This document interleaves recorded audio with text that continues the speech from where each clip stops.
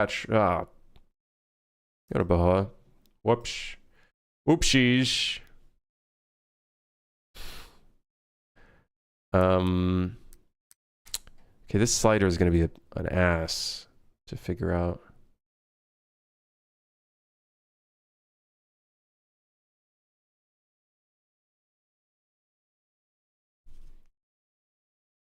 What's the point of the custom value if it clamps it? What's the point? And then it doesn't even show you that it's clamping it when you set the number. Man. This is some fucking bullshit. Vertical sync. VSync row.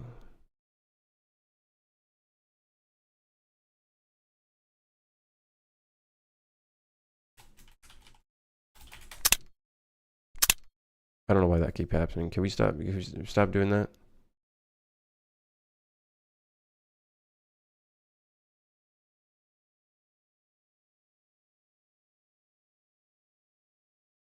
Who would have thought this tiny little slider is going to be an asshole to figure out? Let me see if I can figure out how to not clamp it. Ah, clamp the values. Aha! Aha!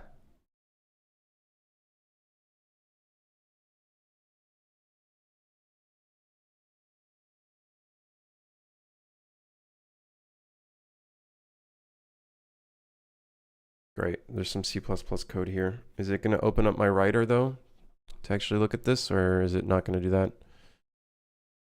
Going to definition of blueprint nodes, like, does not work for some reason.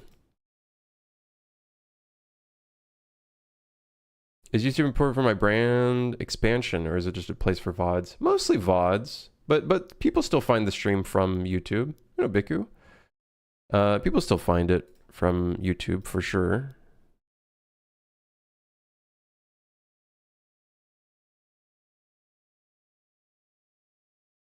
Okay, let's do this then.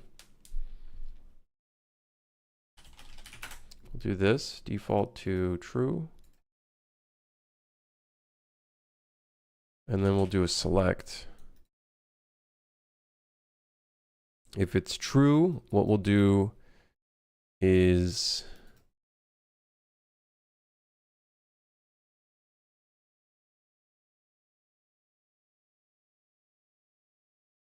this is kind of annoying. Converts from a raw setting value between left value and right value to a normalized 0 to 1 slider value. Clamps value between the left and right value of the slider.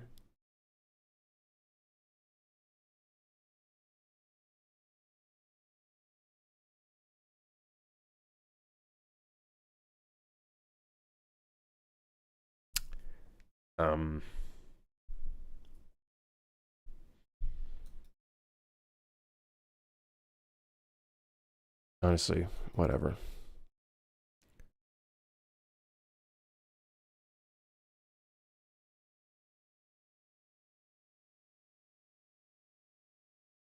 If false, we'll do, wait. Clamp value. If false, we'll take the direct value. Feed that there.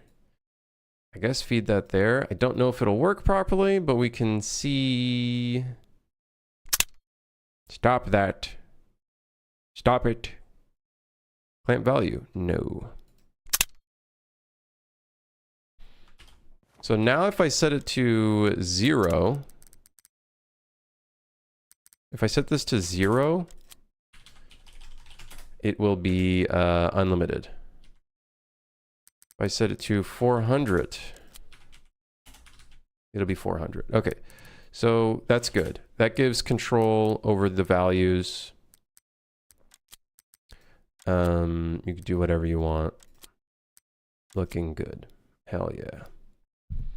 Started learning pixel art. I've made a friend shaped ball so far.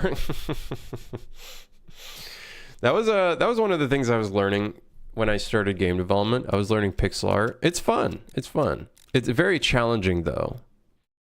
And I think one of the biggest challenging things is once you start working around like a pixel ratio for everything, it's like figuring out, okay, how do I add, when you start working on a specific thing, you're like, wait, I need more pixels. And it's like trying to figure out, how do you portray that thing or object or whatever with the amount of pixel ratio that you have, or pixel density? I don't know how you would call it in pixel art. Not excited to learn animation. That's gonna be scary. I genuinely don't know how motherfuckers do pixel art animation. That shit is, I think that's one of the things that I think draws me away from doing any 2D. I'd rather just do 3D. Yep, hell no.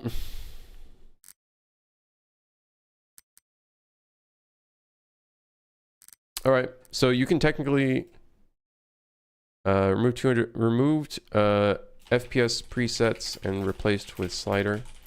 Use 0 for unlimited. Highly unrecommended though.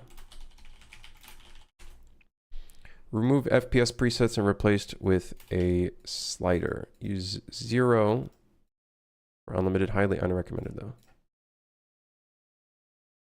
I got a question. If someone wants to use the custom value for the slider on a controller, how do you do that on mouse and keyboard?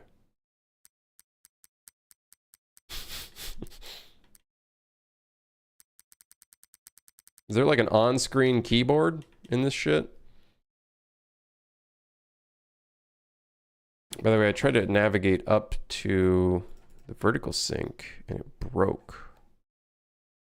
Up explicit vsync row.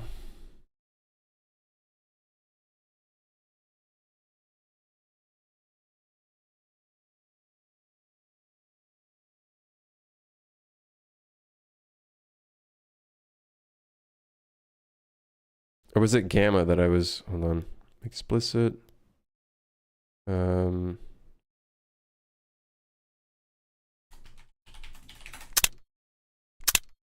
Stop making that noise! Ah! Max FPS row. Then we go here, vsync row. Yeah. Yeah. Stop. Stop it. Stop doing that. God, I hate doing control. I'm watching a lot of Brandon's videos. I don't know who Brandon is. Oh, I gotta react to that one video someone posted on Discord.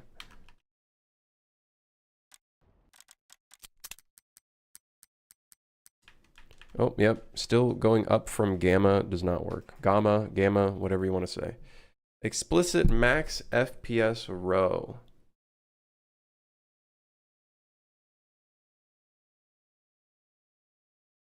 Oh, is focusable is turned off. That would have made sense as to why that works. This guy, BJG Pixel. Never heard of him. I'm gonna be honest. But they have a game. Ah, it's fucking loud. I shit myself.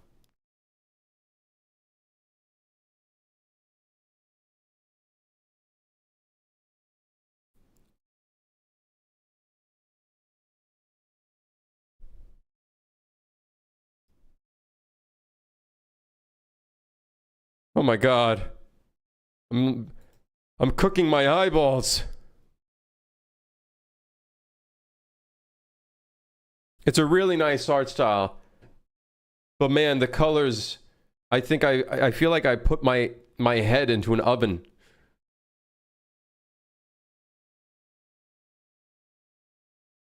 I hope there's a setting to reduce the saturation and brightness of everything. Wah! Oh, that's cool.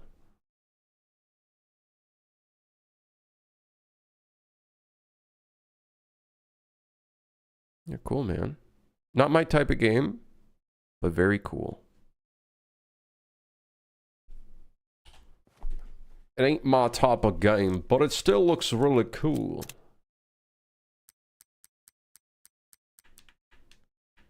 Oh, I apparently can't go up. Why not?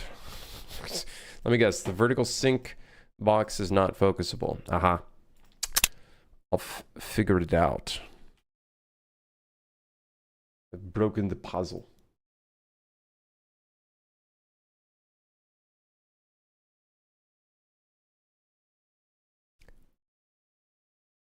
What's the storyline? I don't know. Probably Pokemon. Or some.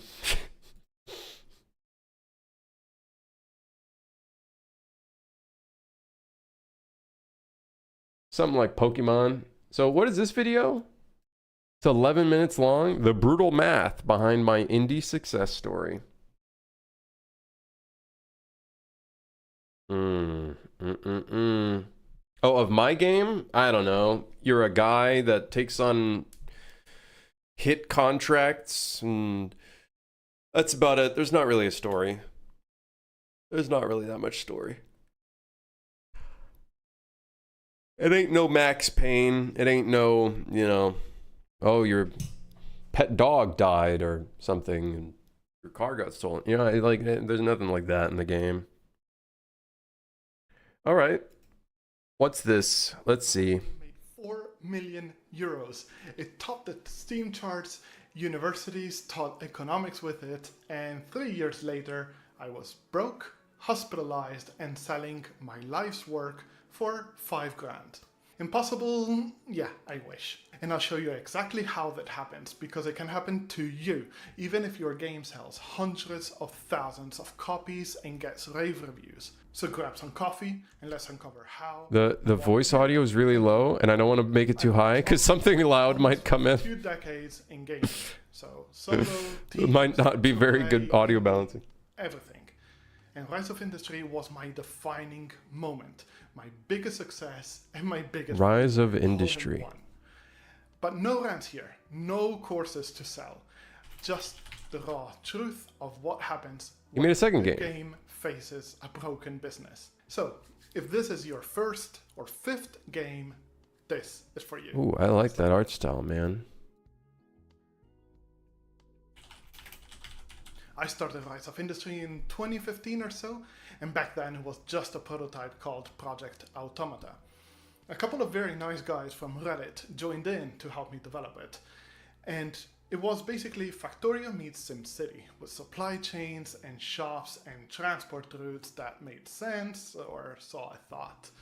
And in just a year, it blew up on itch and became the most downloaded game on the platform. Kickstarter is a completely different story because it had positive, and Discord was booming with over 350,000 the dashboard every few seconds. The numbers going up and my phone that wouldn't shut up with all the new messages going on. And for a while, it felt like we cracked the code.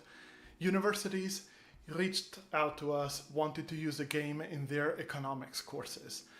Gaming journalists were calling us the next big thing in the indie scene. Okay, I'm gonna have a really bad attention span issue here. They're talking about Steam takes 30% refunds, regional pricing, gray market resellers. Okay, the thing is with the gray market resellers, you can avoid that one pretty well just by not giving out keys to random fucking emails that you get.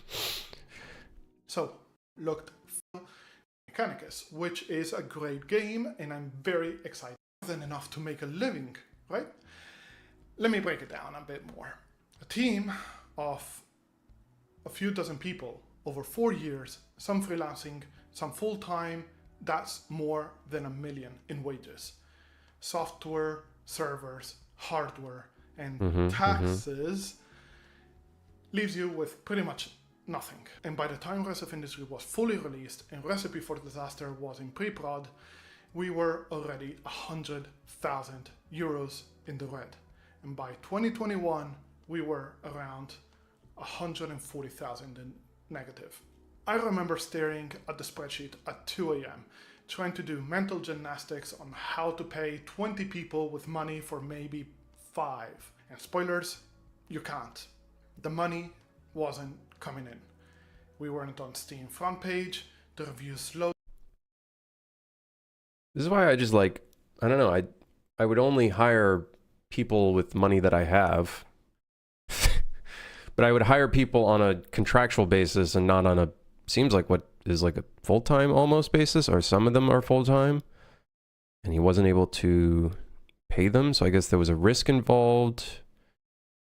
And everybody hoping it would regain momentum while starting something new. Recipe for disaster.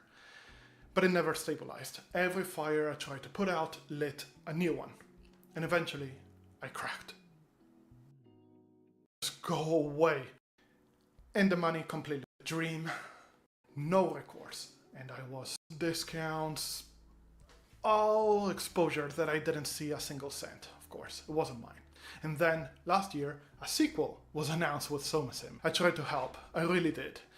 And Casido's offer was absurd. No rev share, minimal creative input, and laughable pay. I remember pitching Fall of Industry years ago, my vision for the sequel. I'm guessing a publisher. Everything, studios and other publishers, and calculated risk. Run the numbers, or are you just hoping for the best? Hit Steam's front page and made millions, and I managed to lose everything. And this channel is not about the stories, it's about the systems. It's not just, don't do this. It's more, here's how to build something sustainable. Because in this industry, finishing is only half the battle. You need to survive it. And thanks for sticking around. And if this made you wince, nod, or check your budget spreadsheet, good. It's what was it for. I'll see you in the next one. Yeah, 20 people team? That's crazy. 20 people team? I couldn't do a 20-person team. Unless I was making like big moolah and I had like I think I would only hire a 12-person or like a 20-person team if I knew that I could pay them, that we had enough capital to pay them for like a year to 2 years, every single one of them. I think that's the only way I could do a 20-person team. Otherwise, I would not even think of doing that size of a team, because I feel like that's just opening up the floodgates to situations like that where you end up, oh hey, our money flow is no longer flowing, and so now I can't pay some people. Like that fucking sucks, because then you probably have to go to a bank, or you bite the bullet and you're not able to fucking pay your employees, and that sucks, and I would not want to do that. Having 20 people, how do you, like, I don't know, like, how do you have 20 people that you have to, yeah, probably like some mismanagement and stuff like that. Who knows what happened there? Yeah. You know, Golden. Yeah, that's not a fun time. But you know, some of the things is true.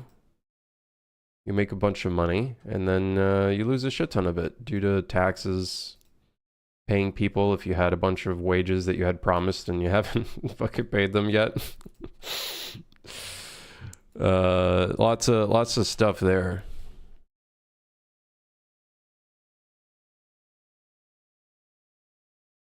Okay, let's bring all this finished stuff to the top. And Harley, do a team with just me. Handling multiple developers is not an easy thing for sure. When it's just like me and another person, I think that's easy. I think that's fine.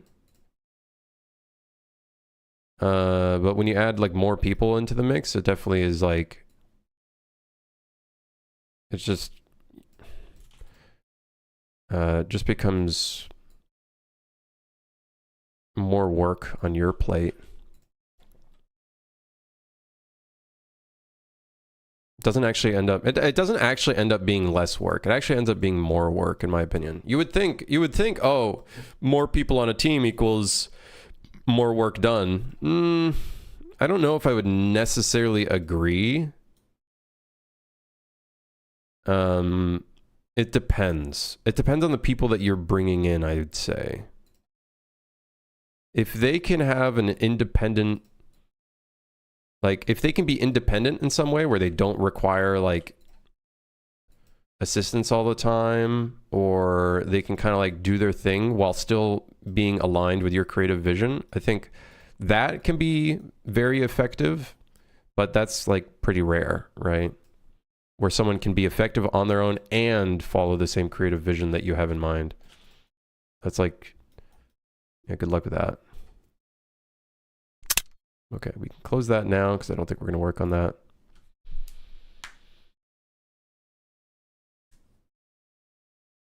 Trying to finish the anime AI and fix a problem with the health of the enemies. I still got quite a bit to do for our enemy AI. Figuring out how to make it feel better. I think there's a couple actionable things I can work off of, but yeah. I would only ever hire a programmer and music artist because I like to spend some more time on art than having to do it all. I would maybe hire an environment artist or a tech artist. And then, yeah, music artist. Because music is a whole world of its own, and I think music is such a huge part of a game. It's such a huge part of a game, honestly.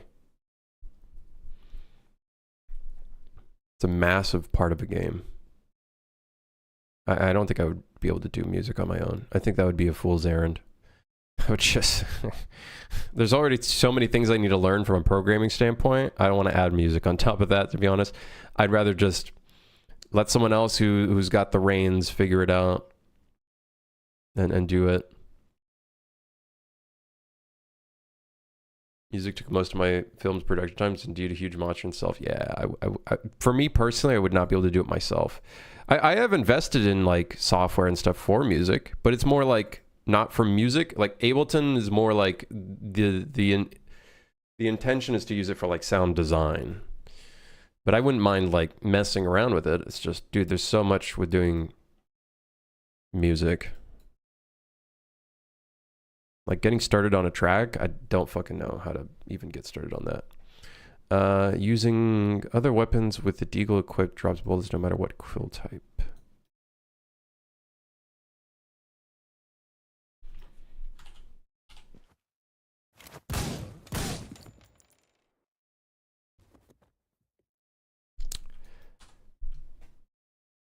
Where's the system for dropping a bullet? I believe it's in the enemies.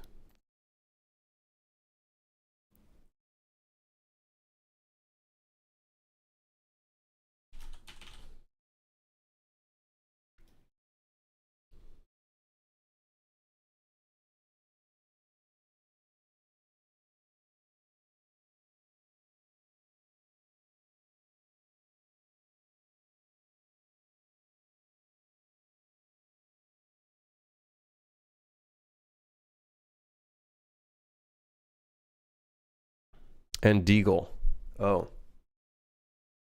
Oh, here's a problem.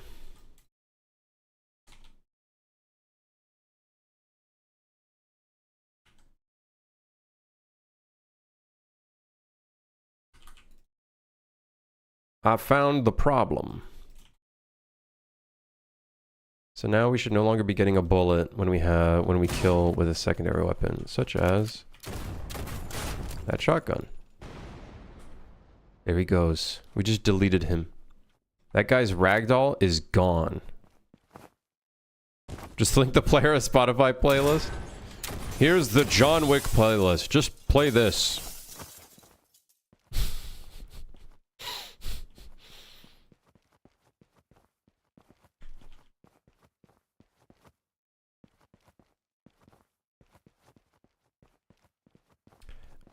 We're gonna make a suggestion, maybe a countdown meter or some kind of indication for how long we have before we lose our clean suit combo chain.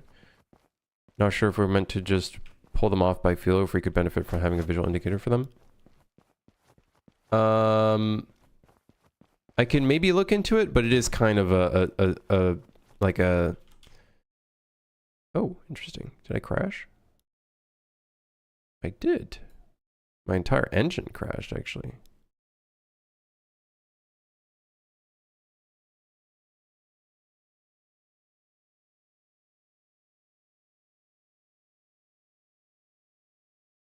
Previously active world. Not cleaned up a garbage collection.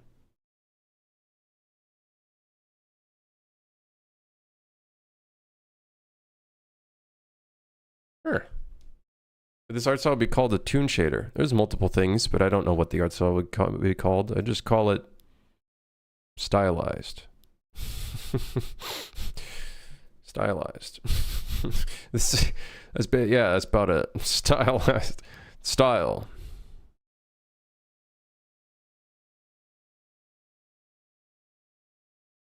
It's got a style.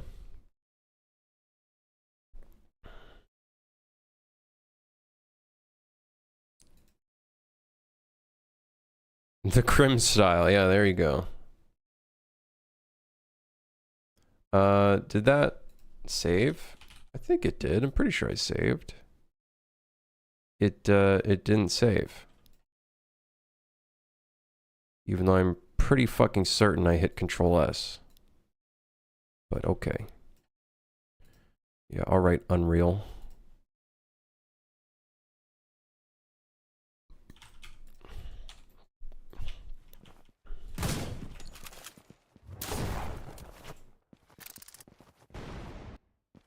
Interesting. Have I released other games before this? No, this is my first one. This is my first game. I guess I just gotta know how long we have between shots before we lose the clean suit chain. It's always consistent every time you hit an enemy, so it's always gonna be the same amount of time. So I feel like it kind of just gets into like the realm of muscle memory of how long it's gonna last. That being said, it is different with certain guns. So like the Science Pistol, for example, has a longer duration before it expires. So I could see some sort of UI indicator being helpful for sure.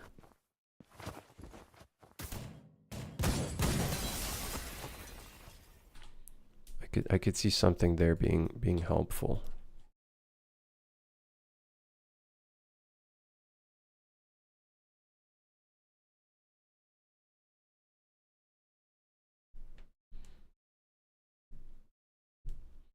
Even after the message pop-up disappears, you can still... Yes, there's a small... the fade out, during the fade out, you can still do the combo. I can't do it with like 2 enemies, but you do have a little bit of time when the fade out occurs. So like when that fade out occurs, it's like you still have a little bit of time. Yeah, I think, I want to say the Science Pistol says it in the description. I don't remember. I think it's just the Science Pistol that has a different timing. Oh, great. Art exhibit. Let me force complete that.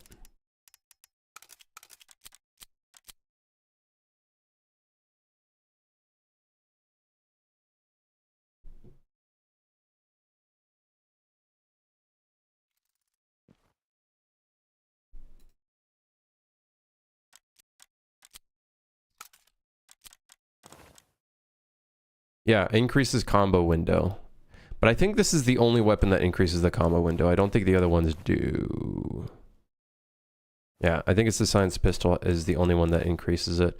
The idea of increasing it is because you need to be close up to enemies. So the idea is like we don't punish the player, or I guess the player is less punished within that combo window to allow them to get closer to an enemy to one-shot them essentially. So that's kind of the idea with the Science Pistol. I don't know, what's the time difference actually? That could be an interesting. So the default weapon combo window is 3 seconds. For the Science Pistol, it's 6 seconds. It's doubled. Wow, I actually didn't know it was that. It's that big of a difference actually. It's doubled. It has a double timer. I don't know if I changed it on the other ones. Revolver, 3 seconds. Nail gun, 3 seconds. Single shot pistol, 3 seconds. Yeah.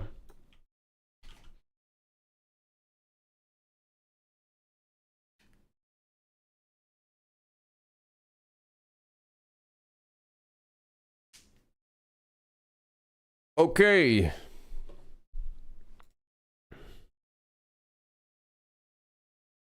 Using other weapons with deagle, equip, drop bullet no matter what time. Okay, fixed. Foxed. Fixed.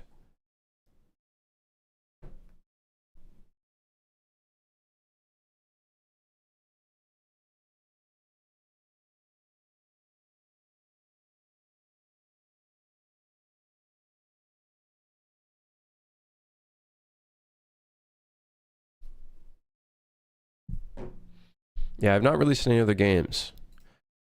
I'm kind of terrified of working on the next one. I'm gonna be honest. I'm kind of terrified of starting the next one.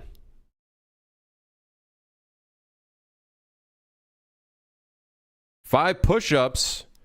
Jeez, man.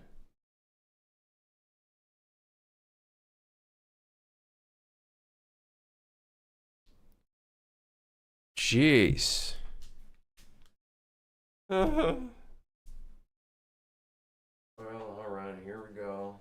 Hope my pants don't fall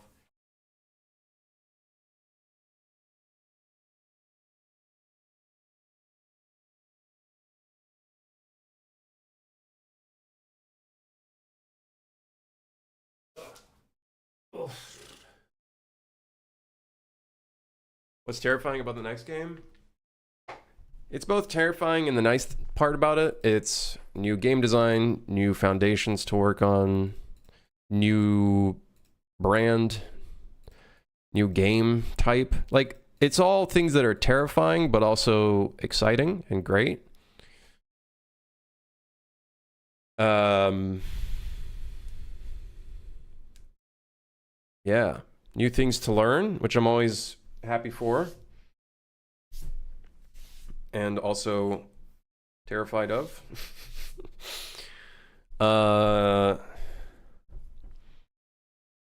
Yeah, and then just having to like market an entirely new thing.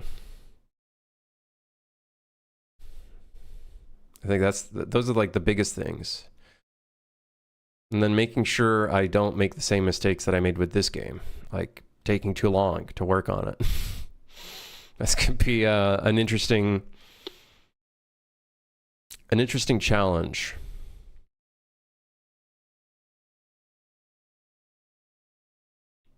Gonna be an interesting problem to resolve. Maybe solo after walking through solo door doesn't continue to slow and Stairman continues to drain. Okay, let's see if we can fix that.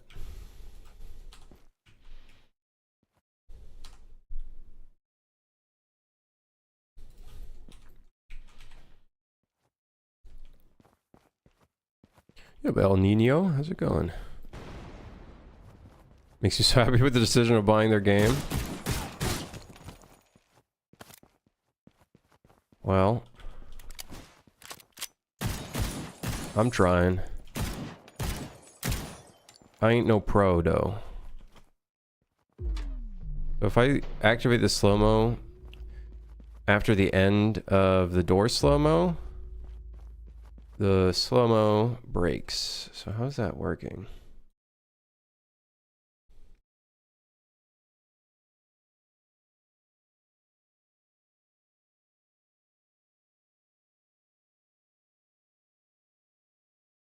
Where is disable bullet time? In the player character, disable bullet time.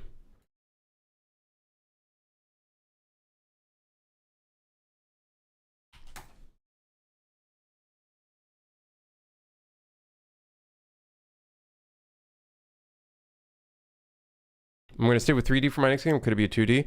I don't think I'm ever going to be doing 2D ever. Not that I know of. I don't think I could think of a moment where I would do 2D.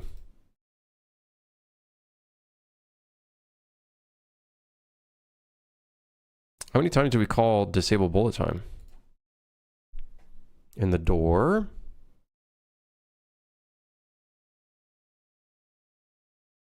That's it. Just in the door.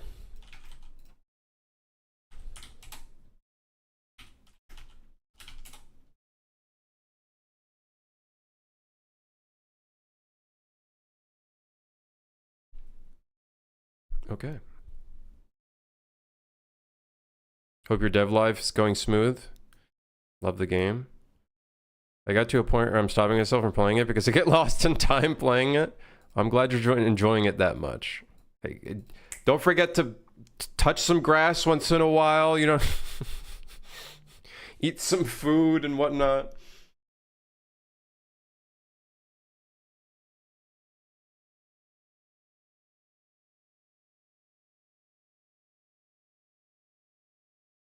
Hold on, I gotta...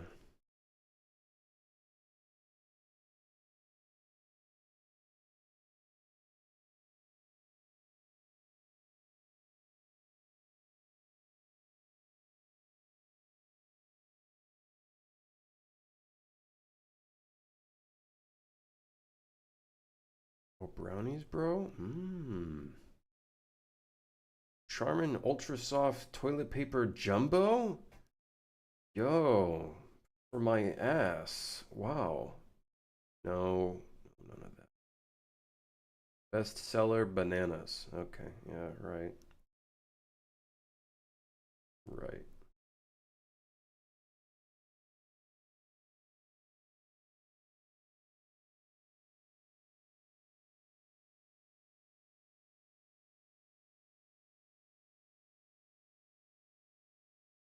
Okay, sorry. Wait. 2D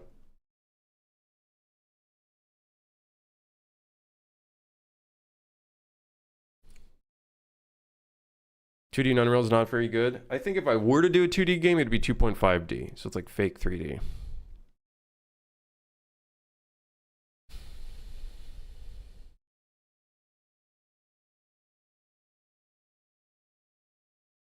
Or I would like fake it. I'd fake the shit out of it using like flat shading or something.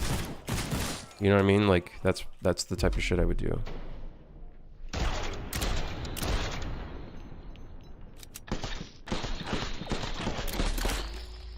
Okay. So now if you activate slow-mo while going through a door, it does not break the entire game.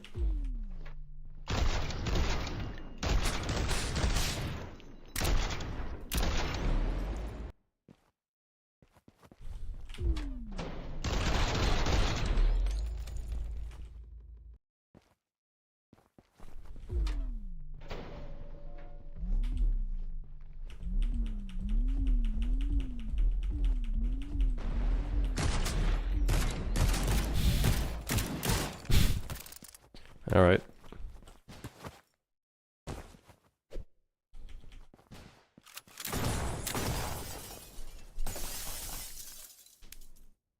She's actually great with Paper ZD and Paper 2D now, at least in 5.6. I've never tried Paper ZD, but I've looked into it and it looks really interesting.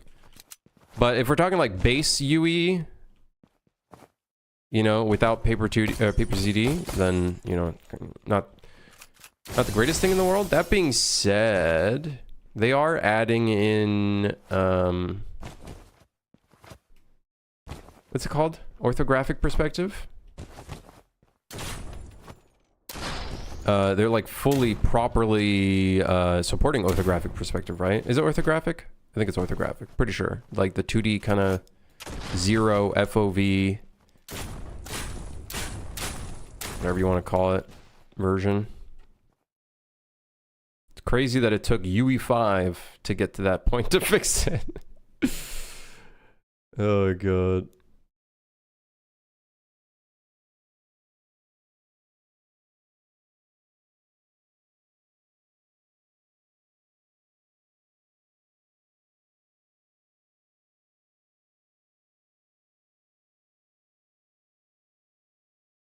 Is there a vision or idea that ADS could be implemented, whether in the near or the far future of the game? I've thought about it.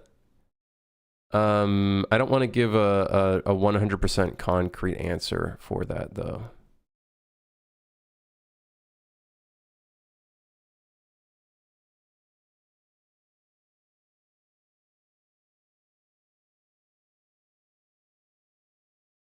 So maybe. It's a maybe. We'll see. Yeah, we'll see. The thing is, if we put ADS in the game, okay, let's say we put it in. Where do I put punch? Because punch is such an integral part of the game. And a lot of players... Let's actually see. Because we can figure this out. I think we've stabilized enough player-wise and play count to be able to see... okay, so global achievements.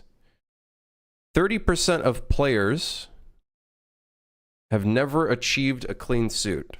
Now, we could say that 30% is people that played like 10 minutes and then didn't play the rest, but like, even within those 10 minutes, you would expect one of them to get a clean suit, right? So only 70% of people have gotten a clean suit. Now, that being said, it's not like a player is going to clean suit the entire game. They're not going to clean suit the entire game, so it's like we still need punch in a relatively accessible spot.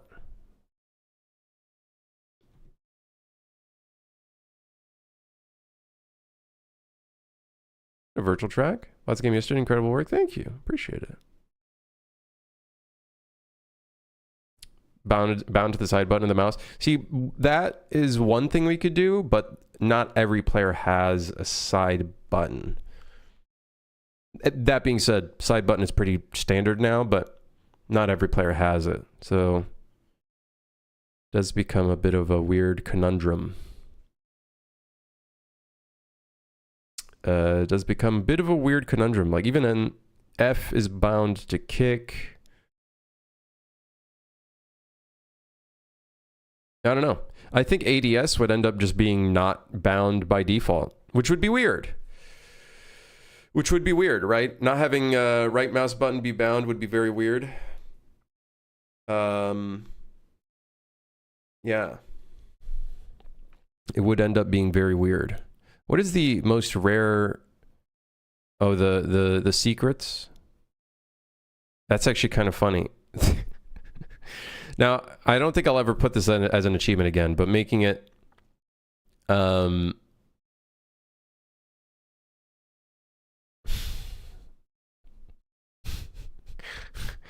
making it so there's like an achievement where you have to play poorly to get the achievement. Achieve D rank is only 0.5%.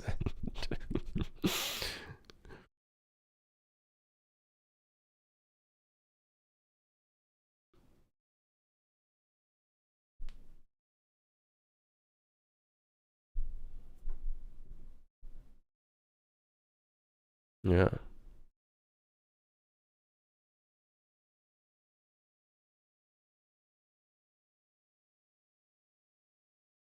Only 9.6% of players have completed the entire Sydney series. Now, you could say that's because maybe they didn't play through the arena, which is possible. We do need to find ways of improving the arena mode in general.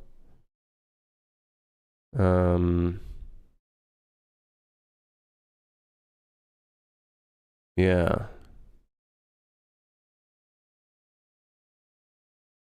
Eliminate 40 enemies with 100% accuracy and mission without dying. Very nice. But that being said, is there a... Wait, is there an arena level in the campaign series? No, I'm pretty sure it's literally just 1 through 7. Only 33, only 1/3 of players have completed the campaign series. That's interesting. I love putting in achievements because you can within a comfortable fashion put in stats or like stat tracking in your game without having to like scrape data, you know, without like having to do any like internet packets, send back and forth of sending data. You know what I mean? Like that's something you could do, but most people would just disable any of that data stuff anyways. So I feel like the achievements is like a pretty healthy way of determining. Now, of course, one thing is anybody that cracks the game or pirates the game, it's not going to contribute to this value. And I'm sure there's a lot of cracked versions out there. We see them often on the Discord. They put in a bug report, and it's something I fixed 17 versions ago. And of course, anybody that's offline. So if they're playing on like a Steam Deck without any internet, it'll also not count towards this as well. So that kind of is a bummer. But we could generally be like, okay, 1/3 of players have actually completed the first campaign series. That's kind of crazy. That doesn't have any arena levels. So that means 1/3 of players are not even seeing any of the future content at all. 2/3 of players are not seeing any of the future content. 67%. Ugh. Still wish arena and challenges were a separate mode rather than baked in the campaign. The only thing the arena and the challenges give you, like for the most part, are just cosmetics. You can unlock all of the gameplay stuff by just playing the other modes. Like, I think we don't lock any of the arena modes are actually, you don't have to play them. I made sure that you didn't have to play them to unlock the future content. What's the least gotten achievement? It's the getting all the secrets, 0.4%.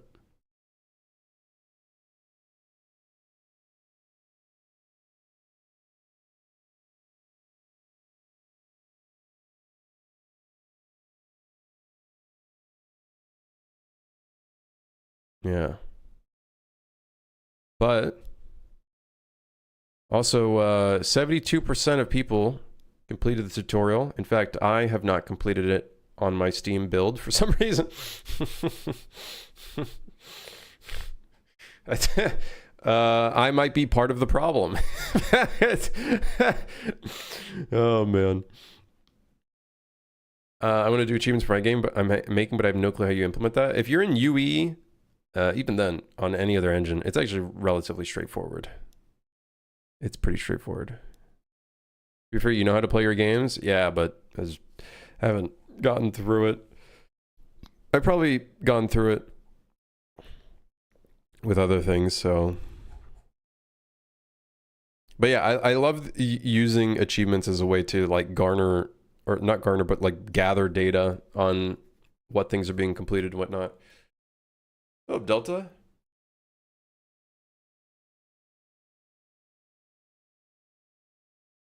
I was initially bummed out by the shorter levels in the later acts, but then revisiting mining levels feels like a gauntlet now. Nice to have a mix of long and short levels and to play out of order. Yeah. I think some of the longer levels just ended up getting way too long. And during the early access, a lot of people just seemed to like the shorter levels or wanting shorter levels where they can complete it quickly. And it made sense from a design aspect. So I was like, okay, let's just stick with shorter, quick completion levels, and then that way people can like perfect those levels quicker than a longer form level. There was actually a point where I was thinking before the 1.0, I was actually thinking of splitting up the long levels into shorter levels, but they're just like connected. So you got like part 1, part 2, part 3. I was actually thinking of doing that at one point, but yeah. It is what it is. Speaking of achievements, I got the skill issue achievement on level 1 in Toronto. This definitely says something. Oh, man. I hope you didn't get offended by it, Apes. Because someone did get very offended by me doing that. I remember in the first week of release, someone was like genuinely upset that I put in an achievement that has skill issue in the name. And guess what? I'm doing it again for the next game, baby. Oh, hell. The next game, die for the first time. Skill issue. Oh, man. I'm doing it again, baby.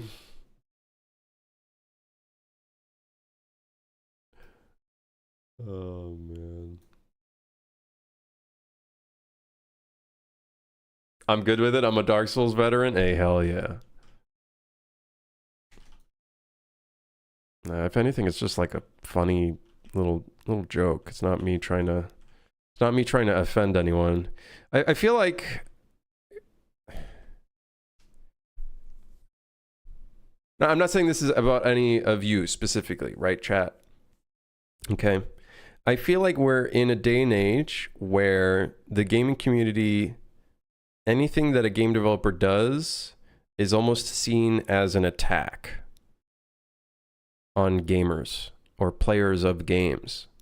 Like whenever a decision is made, it's like it was made in such a way to punish or harm the player in all facets, physically, mentally, etc. You know what I mean? I feel like there's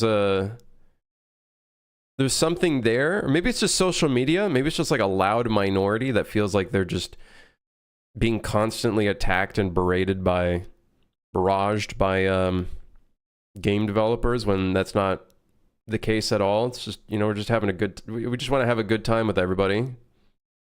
That's it. You know, I want to have a good time. I want other people to have a good time with my game. I want them to feel like they, you know, are enjoying it. They feel like there's a challenge or whatnot. I was playing a driving game and I revved the engine out of gear too many times and I had a snarky achievement, which is part of the experience. I feel like it's just, you know, it's for fun, man. I feel like some individuals might just take things a little too seriously. Kind of rips out the fun, the enjoyment of it sometimes. I also do think there's a problem with like over optimization. I don't mean over optimization when a game dev optimizes their game. I mean when a player tries to optimize their experience. And I think in optimizing their own experience, they actually ruin their own experience because they're trying to find the most optimal way around things and whatnot, right? Not when it comes to like speed running. That's not what I mean. I mean more like trying to find the easiest way out. It's almost like they don't even want to play the game. They actually just want to get out of the game as soon as possible. And I've done that a lot with a lot of games. I'm guilty of that. Trying to find builds for like PoE rather than trying to make my own build. I looked online for other people's builds. That like basically rips the experience out. Something I'm doing now with like old school RuneScape is like as a group, we're trying to figure out things ourselves. Like we still use quest guides, like no fucking shot. But we try to like not follow like other things. We try to like do our own thing rather than optimizing the shit out of it.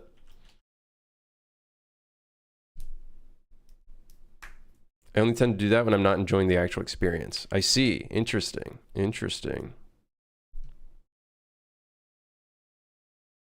Like, I feel like that's a big problem with FPS games. PvP FPS games. People are always trying to find, oh, what's the best achievements, customized weapon? What's the weapon that has the highest fucking fire rate, highest damage, highest whatever, least recoil, so then I could just absolutely demolish players. It's like, kind of sucks. It kind of does suck sometimes. It's funny when audiences take creative decisions like personal attacks, right? There are cynical creators who intend it. It's a very small minority of psychos. I bet you it's only like 0.01% of game devs. Hell, even games that seem like they're rage games are kind of intended to be fun. Like there's still like fun there, right? You know what I mean? Yeah. So somewhere around like an idiot in Diablo 2 back in the day, back when build types weren't even a thing yet. There was something fun about trying to figure out shit, you know? It had more of a suspenseful puzzle like element to it. But yeah. I think that's why we end up with games where it's like a game needs to have yellow paint.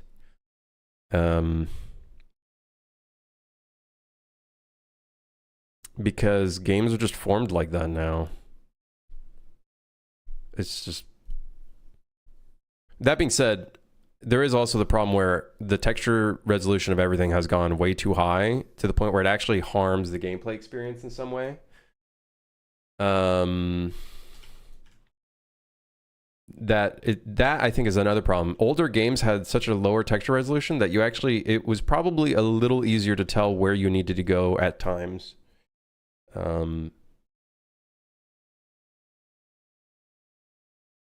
One day I would like to just make a game where the game doesn't even tell you anything. It's just like, we'll throw your ass in.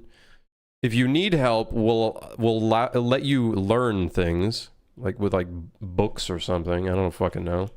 But I would love to just make a game where it just throws you in and you just figure it out.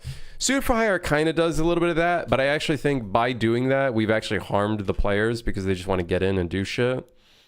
And even things that we tell them in a tutorial get missed out entirely. So you almost have to like really throw shit at the player constantly. And I feel like that just becomes really obnoxious for me as a developer and for players. You know, with like tool tips and shit like that. It's like, hey, reminder. But I'd love to make a game where it's like the game just eases you into it and you just kind of learn as you go without anything telling you how it works. Without like, you know, obviously controls that would be there, but I'd love to make a game that just kind of like you just learn it yourself kind of thing. Yeah. Some content is just simply not for you. You can't force yourself liking it. I made this mistake with Baldur's Gate 3 and games before. There's a lot of games that a lot of people really like and are really endeared, and I probably just, it's just not for me. I think that's the biggest thing. I think the thing is some people can't admit that something's not for them. And that's just because of my personal preference. So.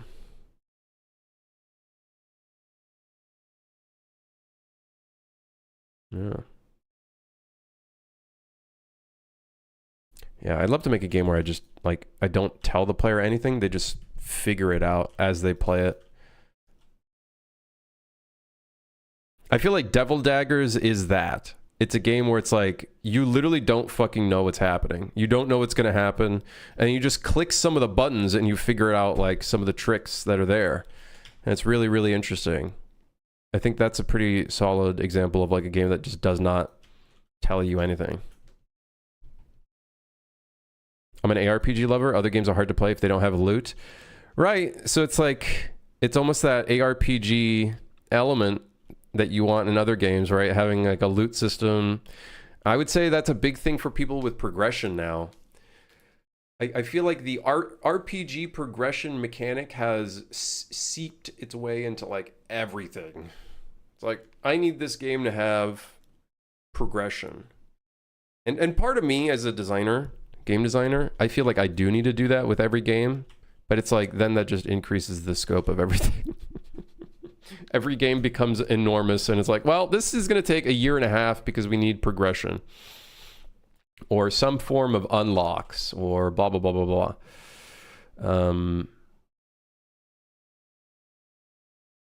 Sometimes envy people who enjoy things I don't like. Am I weird?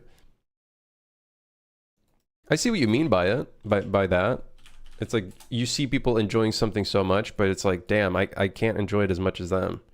The thing is, yes and no, right? So what I would say is it's valid. It's a valid emotion, right? But then that means you get to enjoy other games that a lot of people don't enjoy, right? For example, a lot of people enjoy things like games like Civilization. I can't fucking get into those games. But I've seen so many people really enjoy those games. I've seen people really enjoy Factorio. I fucking could not get into that game. I couldn't get into it.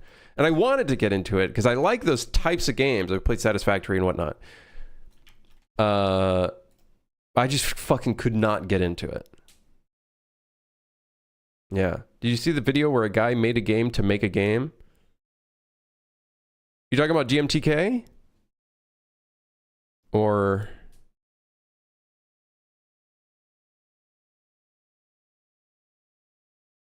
because GMTK, I guess, technically did that, I guess.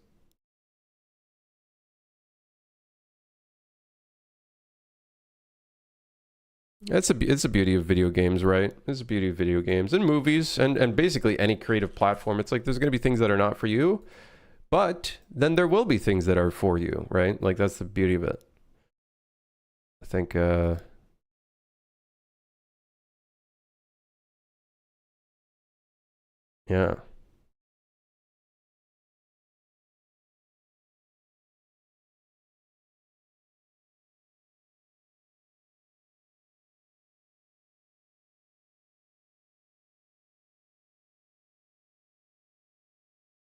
I tend to like some games that people hate as well. It makes me question my taste. Listen, man, everybody has their own fucking taste. It's all subjective at the end of the day. I've watched some action movies that have like 30% Rotten Tomatoes, and I'm like, damn, that was fun. Like, it was a fun movie. Like, I don't have any issues with it. Making a game, but I have to buy every feature. Oh, it's like it's a content creator game dev, not really a game dev content, like game dev, yeah. Making a game, but I have to buy every feature. I guess that's a pretty good... I guess it's a pretty good concept for a video.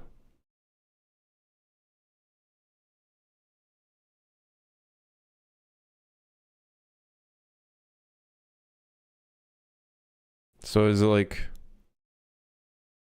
Balatro?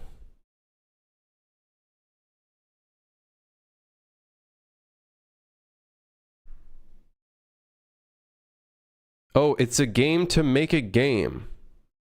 Oh, he turned making a game into a game. Game must follow the theme animals.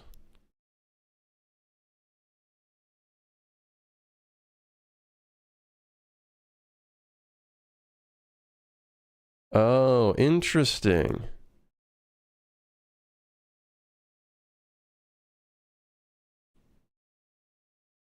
I was so confused by, but I have to buy every feature. I thought it meant like they had to go to the marketplace and buy everything, but they meant they have to buy the thing in the shop, in their games shop.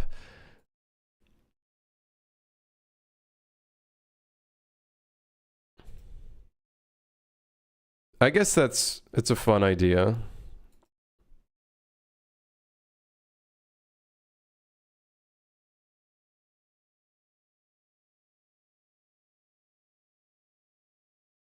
Very cool. You can play the game. Oh wait, which game? Wait, Night with I'm gonna assume this game. But what about the game dev game making game? The game where you make a game. The game that gives you random things you have to make. With a bit of luck, this could actually make game dev easier for me. I don't know if this would make game dev easier for you, but maybe. I don't know. Maybe it could help someone. He said he made it to reduce scope in his games because he struggles with that. Interesting. Interesting. It's like an automated game jam. It's like a random, it's a game jam roguelite. Because you get random shit to put in. It's an interesting idea. A very interesting idea.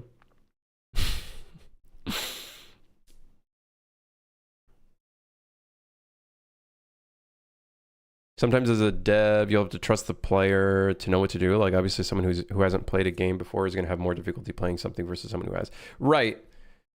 One of the, I think, key elements of Suit for Hire is the clean suit. And a lot of people just like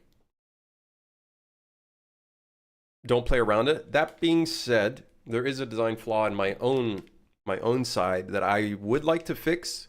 Some of the enemies are spaced out in such a way where you can't get a clean suit, or there's not a multiple of 7, which is something I'd like to fix. That is something I focused a lot on for the newer levels, is like, okay, I always keep the enemy count at a multiple of 7. So then that way you can clean suit an entire area. So something I need to do in the older levels is look back and find where there's issues. I did that in the intro level, literally the first level. I made sure that it's a multiple of 7, but you have to like space out the enemies a little bit. Yeah.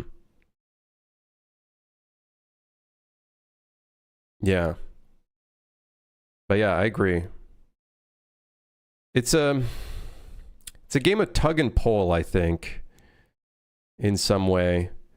I think the beauty of some games like hardcore survival games is like it kind of just throws you in, and then the challenge is you remembering everything yourself. Or it's like it almost becomes a roguelite in the sense where you're like dying, coming back, rebuild, figure out, you know, how to go from there. Like Project Zomboid, for example, is a pretty good example of that. Yeah.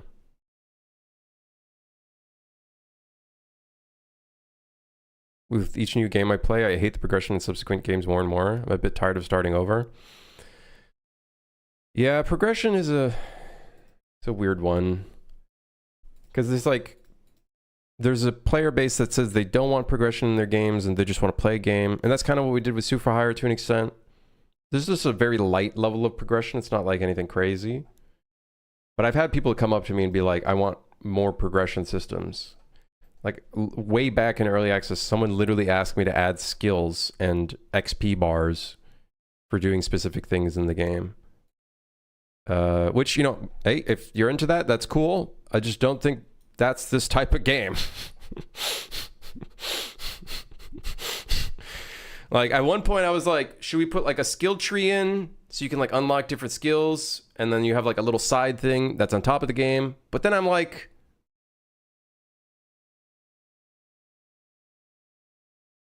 why? What value does it add to the game? I guess it adds like, oh, your character can have a different build, I guess. But it's like, is that the type of game that I want to make? Maybe not. Maybe the next game for whatever we end up calling the Demon Sword game. Maybe the Demon Sword game could have that, but I think that would be in a run. In a run, you would just fucking get shit. Almost like a Vampire Survivors like kind of thing. But it wouldn't be like, I don't know, it's just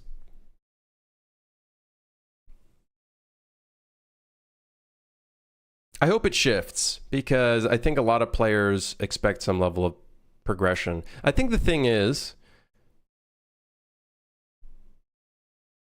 maybe players see a game that doesn't have a progression system of some sort and that might make the game feel empty.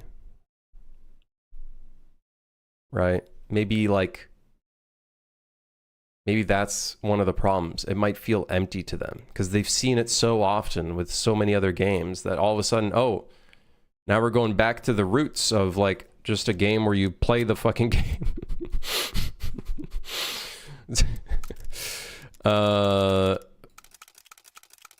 maybe over time that stigma will adjust. I don't know. Only reason I thought your game would be good for it was because it's isometric at first way back. I remember thinking, damn, you can make a cool ARPG with this.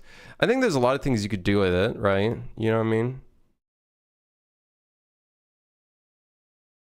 For me, the progression system getting better and getting quicker times, right? And I tried to put a lot of that in. I tried to put a lot of emphasis in the score system. The score system used to be super fucking silly and basic before we completely changed it up. And I think this was definitely a very good adjustment, making it clear what you need to improve upon in a level to get like an S ranking and whatnot. But, you know, there's some people that are just not interested in that, and that's completely fair. It's not for everyone. It's not for everybody.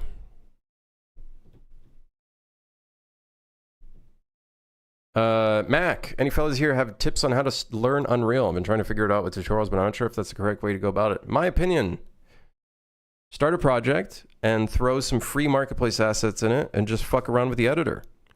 Start with like a third-person template. Just mess around with it. Get used to placing things in worlds, navigating the UI a little bit. Then what I would recommend is the very first thing that you should make is an interaction system. That is what I would say. I would say try to look up tutorials to find elements of things to learn. So like, oh, how do I use a blueprint interface? And then you can learn kind of from there. Take tidbits from tutorials rather than taking the entire tutorial. Because if you take the entire tutorial and recreate it one-to-one, you're not going to really learn from that too much. Especially because there's a problem with the internet where, on YouTube, where they will tell you how to do something, but not why you're doing it that way. And you need to figure out the why. And that comes through, I think, experimentation and just kind of messing around with it and learning it and whatnot. And fucking up. Struggling is where you learn, basically. So that's what I would say. If you start with an interaction system, you can start expanding from there. You're like, oh, hey, I'm going to click a button somewhere. It's going to do a line trace. It's going to touch that button, and it's going to turn a light. And then at some point, you do a door. And then at some point, you do a chest. And then you have an inventory system that you have to learn. And then, you know what I mean? You kind of level up from there. That's what I would recommend. There's a really good pack that I would recommend using. Now, I literally have an entire starter manual that I'm working on, but I haven't worked on it lately because I've been too busy. Literally having a whole getting started section, learning how to make a double jump just so you can kind of learn some of the movement system stuff, blah, blah, blah. This pack, though, is free on Fab. It's called Assetville Town. It gives you so much shit to just mess around with. I think this is a good way to, like, just mess around with stuff. You learn a little bit of, like, level design. You learn the UI a little bit. You figure out some collision stuff while you go through, too. That's what I would recommend. I know that answer is very different from people where they're like, follow this tutorial series. Yeah, this tutorial series is very useful. I honestly, I don't think there is a single useful tutorial series on YouTube that I can think of right now that won't, I don't know, probably, like, I don't know. There's probably some that are pretty good, but it's like, is it actually teaching you the things that it's teaching you, or is it just throwing nodes at your face and you don't actually know what you're doing with it?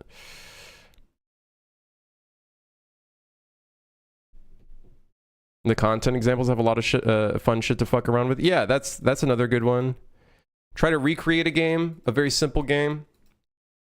Then that at least gives you a direction of types of things to potentially dive into and attempt to learn. But I really think an interaction system is honestly like a really good thing to mess around with. And the thing with an interaction system is it's like a universal thing. So many games have an interaction system. Yeah. We should get into PoE because it looks cool, but I hate clicking to move. Just give me WASDA. I'm pretty sure PoE 2 has WASDA.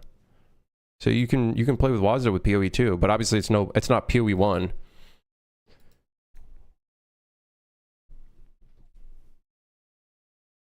Yeah, Levy, I use Unreal Engine 4, so I don't even have access to Lumen.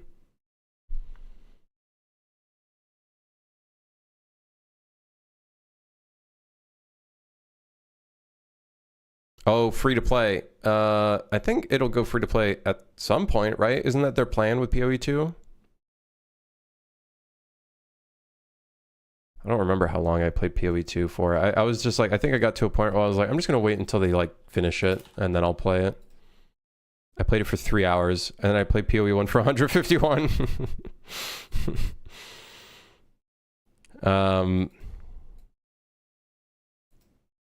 I just couldn't get into it.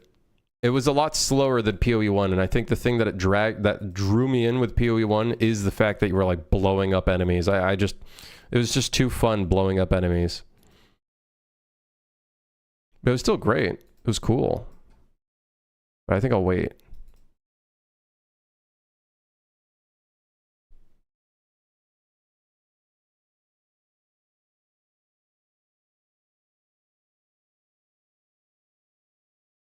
Where am I? Okay. We fixed the slow-mo issue.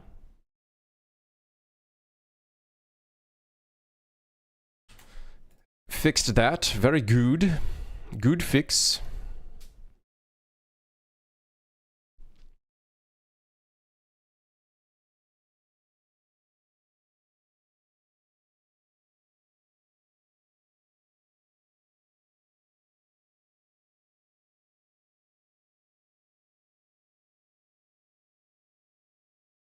Disable FOV/zoom effects when going into time focus for UEVR mode. Whatever. Let's just get that over with, just so I don't have to fucking keep looking at that task. I don't want to look at that fucking task ever again. What did we call the slow-mo node? Cinematic bullet time. There we go.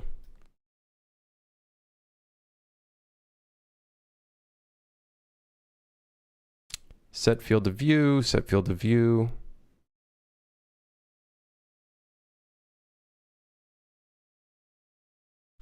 We also changed the target arm length of the spring arm, and we also changed this. I think we can actually cut off this entire section here.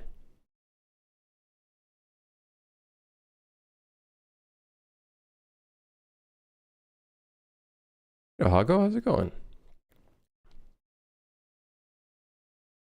The header looks a bit different. That's it's because of a marketplace add-on that I have.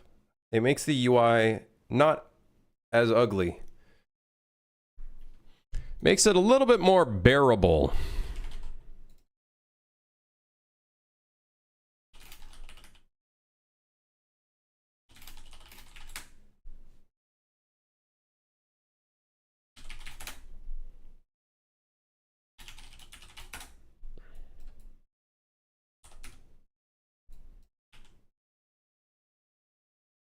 Okay, so I think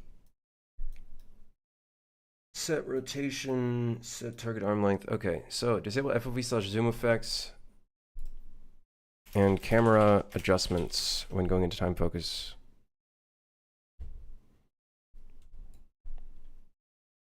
Okay, no longer need to look at that task because it's done. Let me just double check I didn't break anything. Let me just make sure I didn't break anything. Okay, hold on.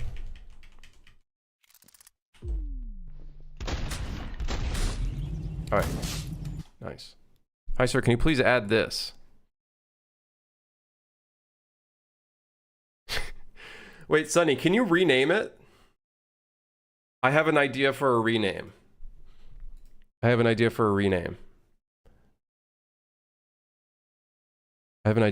Can you name it Game Dev in all caps? Can you call it Game Dev in all caps? God, can you just rename it to Game Dev in all caps? That'd be great.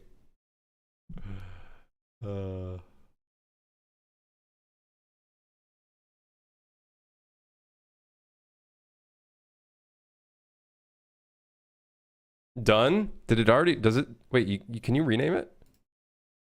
Holy shit, you can. All right. Okay, I'll put it in. Can you even see it? Oh, fuck, man. It's hard to see. Oh, we know what it means, though. Okay, that's funny. Game Dev. Oh, shit. I like it, dude. You just can't really read the drag and the drop, but if you know Unreal, you'll know what it is. That's funny. Got laid off today. Life is tough. Dude, Godspeed, man. Godspeed. I have 15 days to find a job, or I gotta sell my PC to pay the bills. Fuck, man. I would... If you can... I don't know how you could... Any of my advice here would be rocky territory, right? But obviously... While applying to places, maybe you could try to, like... I don't know what your skill set is, Hago. Maybe you could make like a marketplace asset or something. But like obviously the problem is like, if it doesn't sell, then it's like obviously like very demoralizing and potentially a waste of time.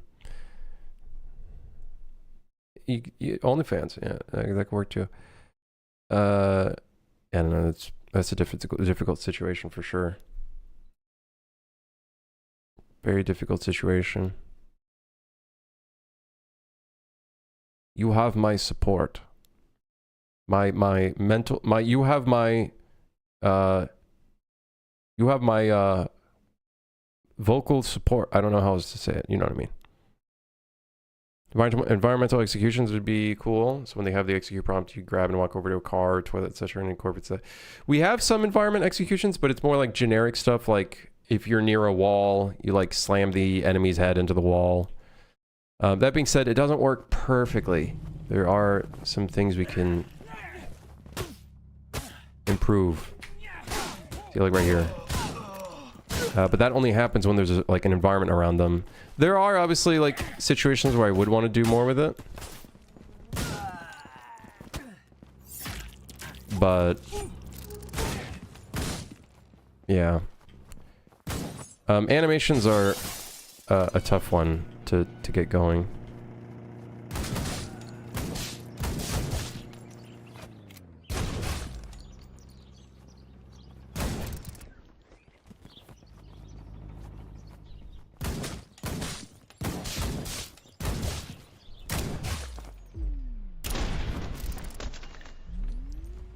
Why is the camera in the floor? 3D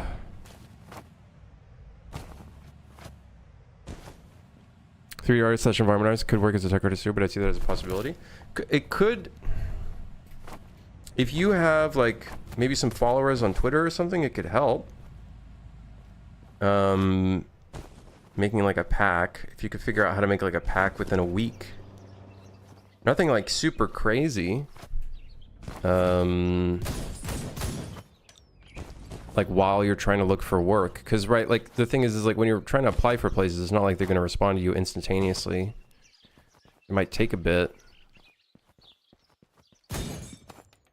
and it might also distract you from it. But that being said, maybe there's part-time work you could potentially pick up to at least hopefully like circumvent the issue of not paying the bills, because having to sell your PC would not be fun. That definitely would not be a fun experience for sure.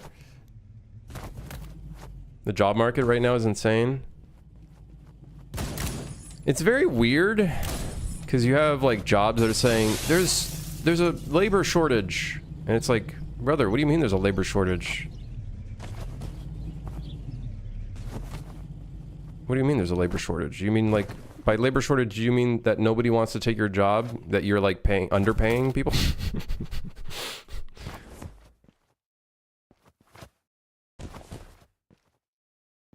I think I'm probably capable of making a modular pack for something.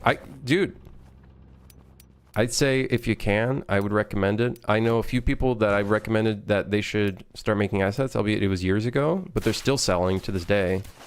And they're able to make a pretty good passive income from it, and it could be potentially helpful. Is it a guarantee, though? Probably not.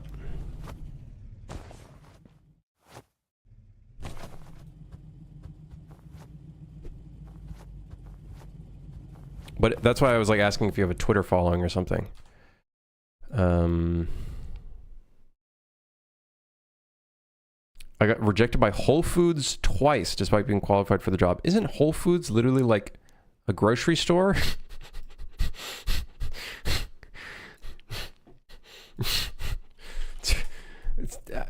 Isn't Whole Foods a grocery store? What a crazy world we're in.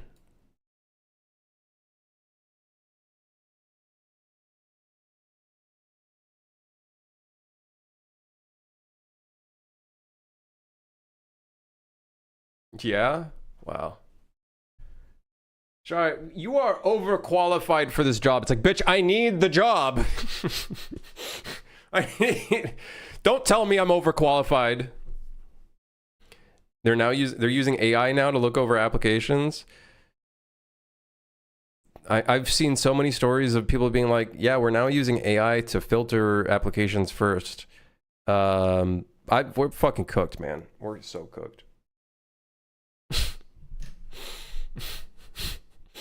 No one could ever tell me AI is beneficial. I'm fucking telling you right now. No one could ever tell me it's beneficial. It's not. It's fucking not. No one can tell me that it's beneficial. It's not beneficial.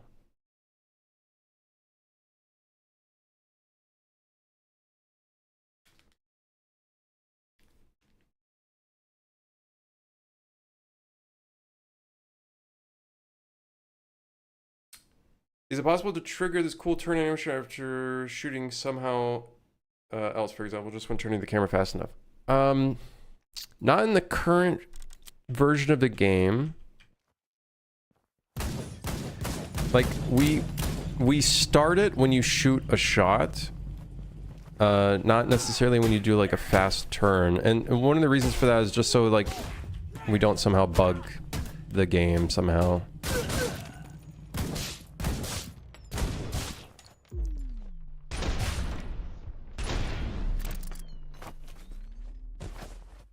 What happened to my character's animation there? I didn't see.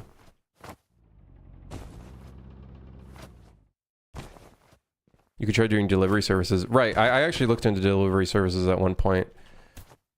The only thing is I don't have a driver's license, and I'm pretty sure they require a driver's license even if I go on a fucking bicycle. Which doesn't make sense. I just want to go on a bicycle! I don't... that was when I was, like, trying to think of what to do for work.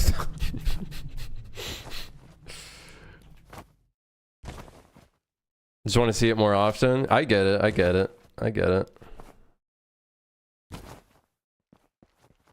AI is, but we have to change things for it to be... Otherwise, there's going to be more negative than positive. I think we're stuck here, man. I think we're just stuck in the negative. It's being used at such a catastrophic level, and I think it got enough funding to the point where now companies are going to, like, tell government to not fucking get rid of it, or try to... Yeah, it's cooked. Cooked. The weird animation, you got a clip of it?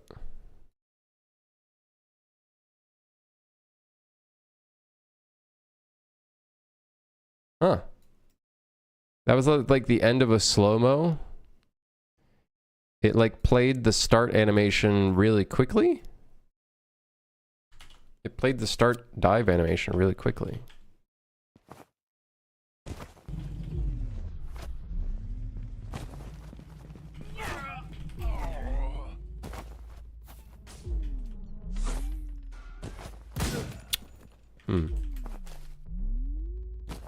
I think something happened with the dilation rate.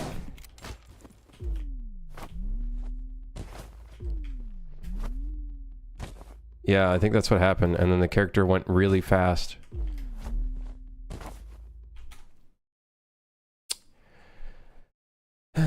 Bug ending slow-mo.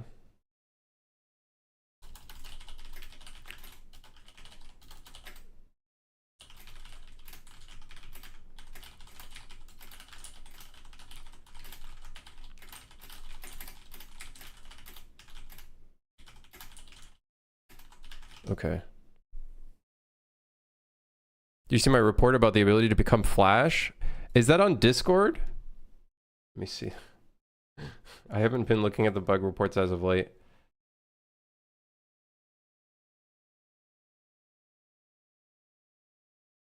Oh, right, the speedster bug.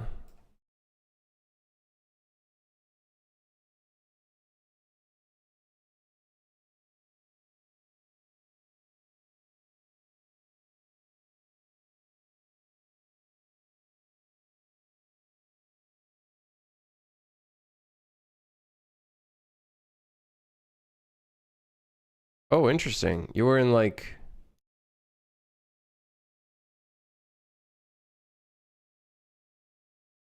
Wait, what happened?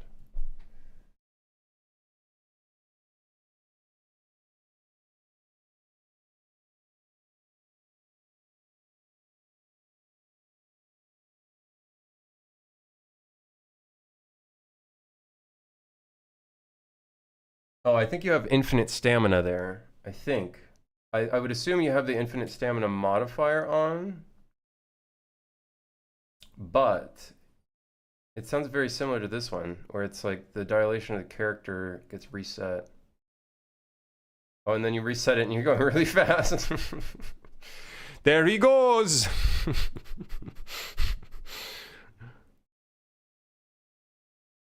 It works with each wrestling animation.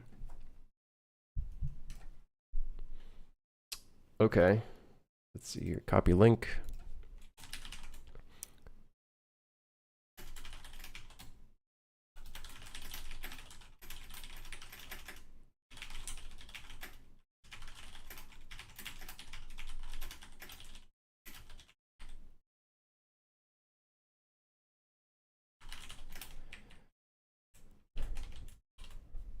Okay. I'll put that one under that one. Okay, I'll look into that one. Game dev. Game dev.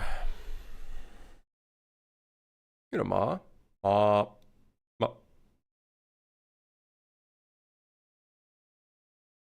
Been sending resumes like a motherfucker since yesterday. God damn, man. Godspeed to everybody trying to find work. I have not been in the job searching realm as of late. And as of late, it's been probably at its worst. And yeah, I don't know what it feels like. I imagine it fucking sucks. I know what it felt like years ago, but it was completely different years ago.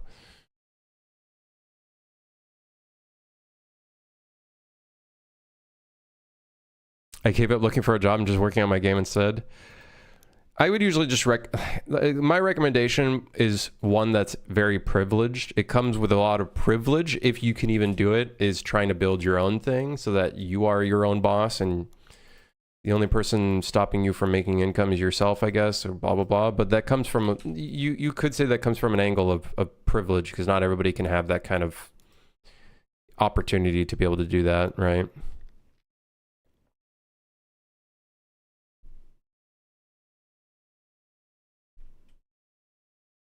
New thing, no more games are going to be made in indie dev. They're all going to be moving to AI engineer, the future of indie devs. Nah.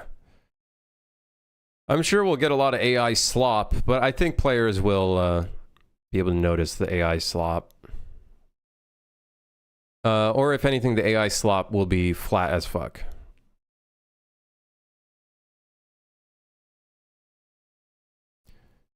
You change the camera position now, or is it still top down? There's both. You can play in both. It is a multi-perspective game. You can play in top down. You play in third person, play top down, play third person, play top down, play third person, play top down. Want to dive over a car and top down, but they go in third person? You could do that. Want to go in this building and top down and then go into third person? You could do that too. Want to drink a coffee in third person and then go into top down while drinking that? You could do that. You can be the top or the bottom.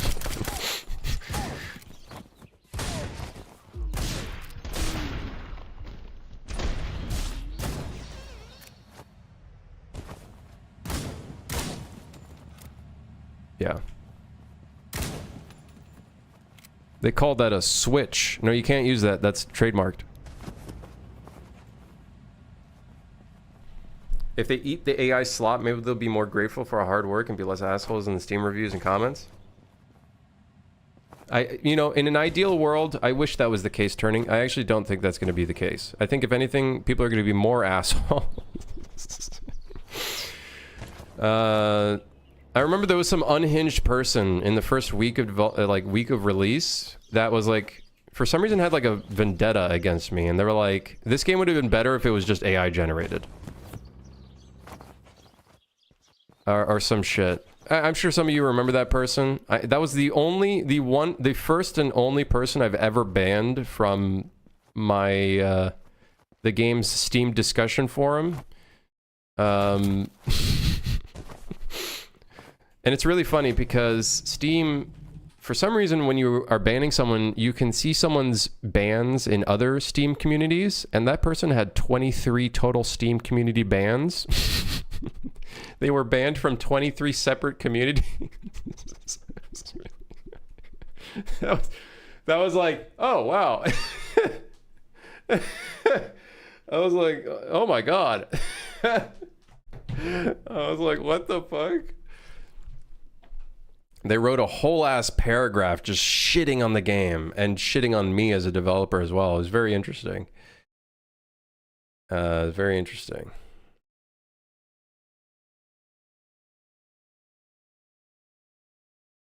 I'm lucky in that I have connections to help me get a job, but the market is still shitty. Yeah, I think the market right now is... There is a lot of nepotism, and you really just got to know a guy that knows a guy, or knows a person that knows a person, sorry.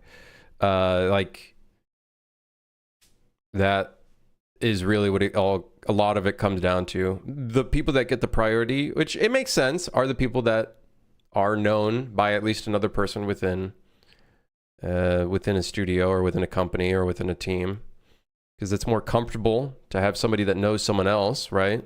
Because there's more. I feel like the people that apply to a place are probably going to be secondary, if not tertiary, when it comes to looking for a person to fill a position, which is unfortunate. But I think if anything, that's probably going to get worse as time goes on. As the population of the world grows, I think we're just not going to have enough jobs to fill things. And having some AI shitty fucking thing does not help that situation at all.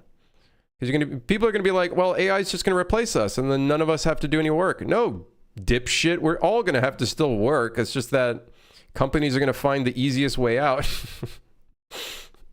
And your ass is going to be without a job.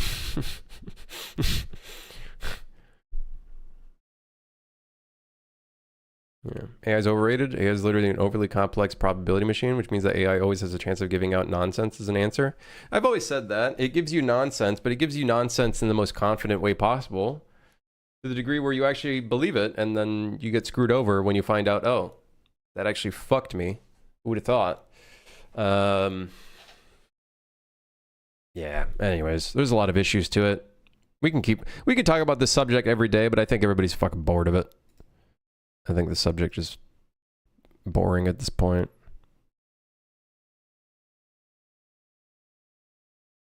Okay, some good bug fixes. We got to figure out these right here. It's definitely an issue where the custom time dilation of the player is not catching up with whatever adjustment we're making when we do different actions, and then that's what's going on. We're breaking it a little bit. This game would be better if your character was a duck. Well, you can mod it in. Mod it in, baby. Mod it in. Especially when we put mod support and we make it so you could just easily add in your own shit. Like, it'll be easy.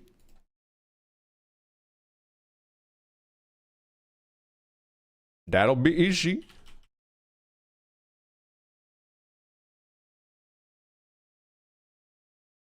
Was it the person who pumped out slop games and never finished them?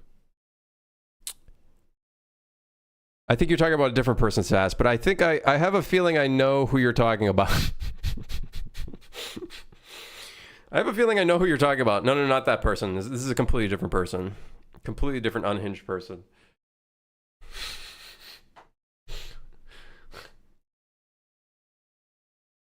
I have a feeling I know who you're talking about, though, with that message. No, they were a cock, but they weren't like that big of a cock. Like they weren't to the degree of what that review was, that person on Steam.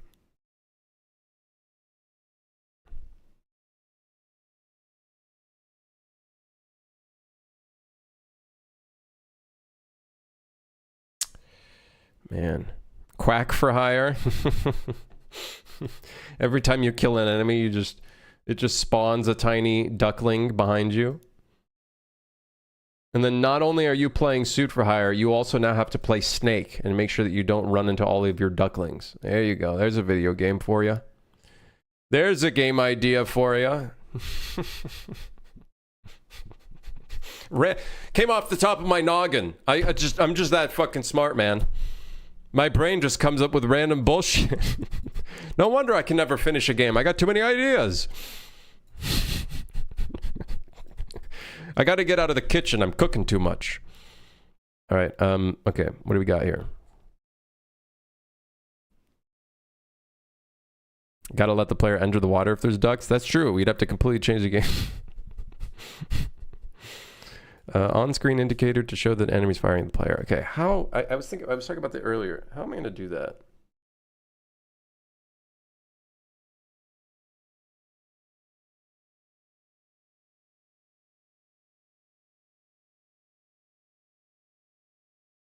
We could do a pool of different attack indicators for enemies.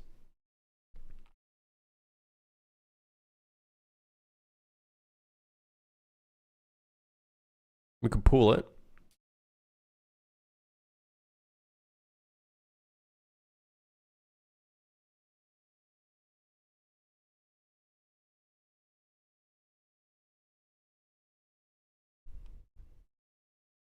Okay.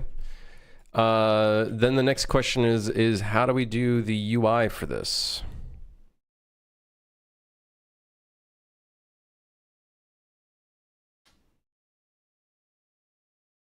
I could copy over the radial progress bar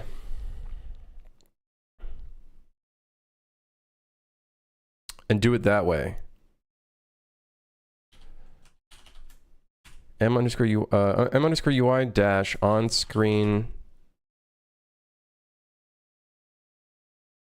fire indicator? On screen fire indicator, sure. This is going to be a user interface, transparent. I'm going to go and open.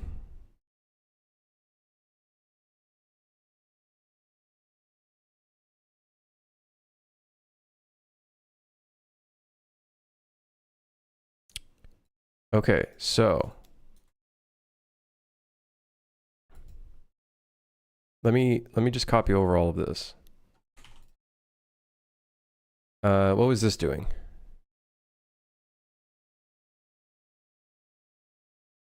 Okay.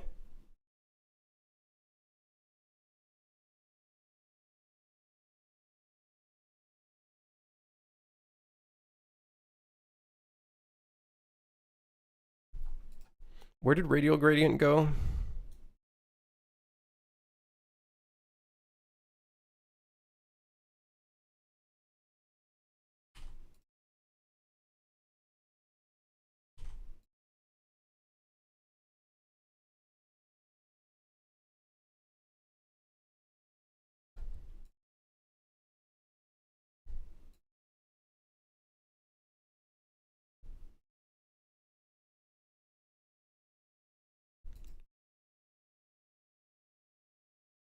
Okay.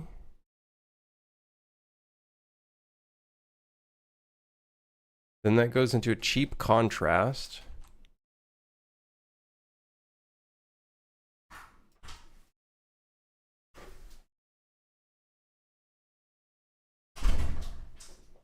Right. That -1 doesn't do anything?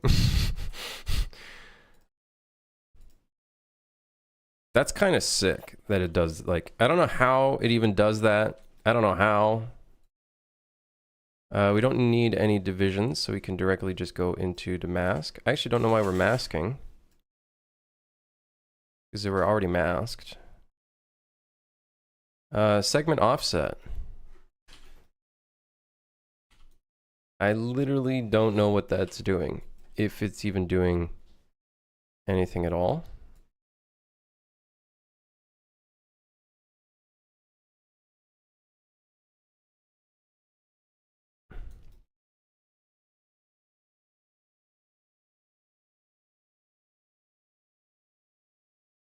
Okay, cheap contrast. Don't know if it's really doing anything.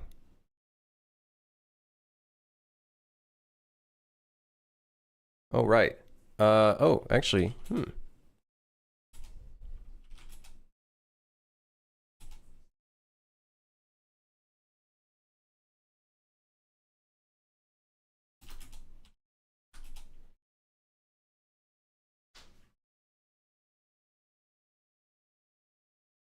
We could do 0.1 for that, and then we can inverse it at the end here.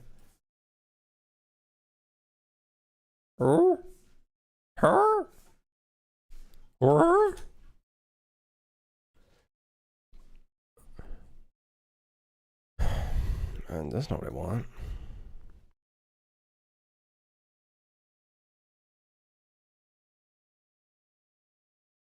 I do want this radial gradient though. Maybe not radial. I'd want it to like minus out the edges of the screen, but let's see what this is gonna look like. Subtract. What the hell?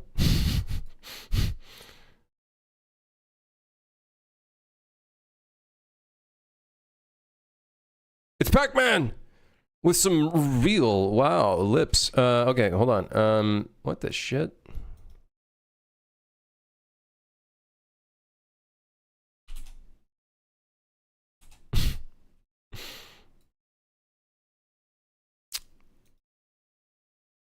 Oh, it's because I inversed it beforehand. We want to subtract it from here.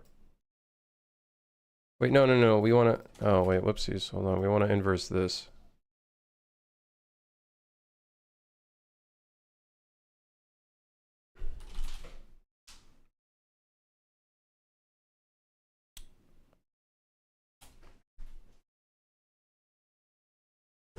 What? This is not doing what I want it to do.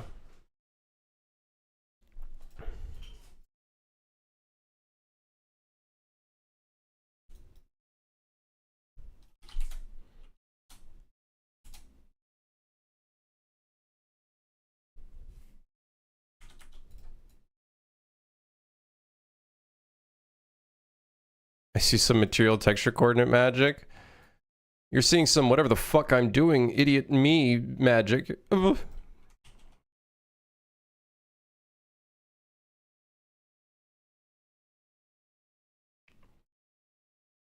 Idiot magic is magic too. That's true. That's true. You do be spitting with that actually. You do kind of be spitting.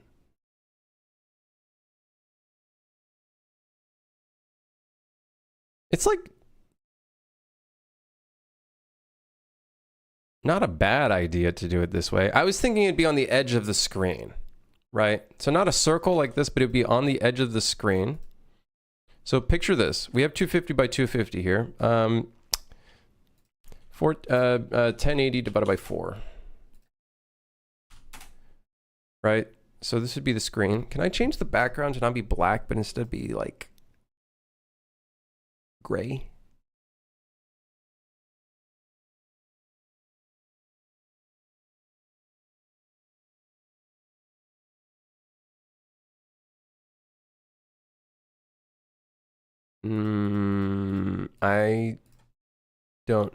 I don't know. You know, I wish I knew. I don't know.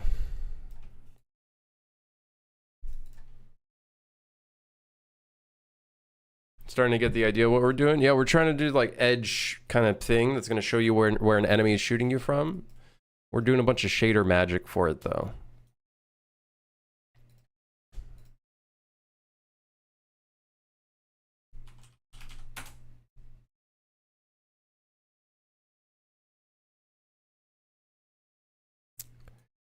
Now, of course,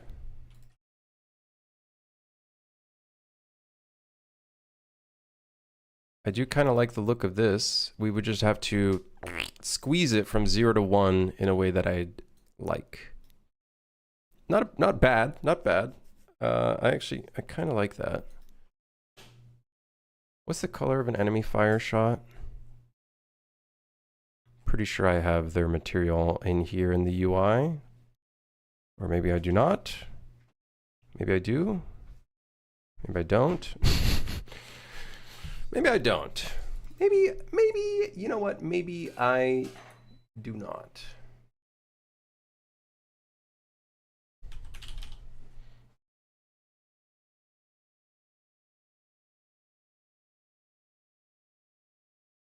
Enemy firing cone. Yes.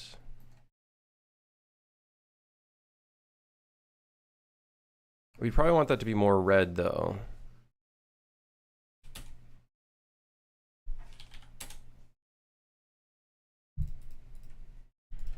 But now what we want to do is we want to set the opacity to a...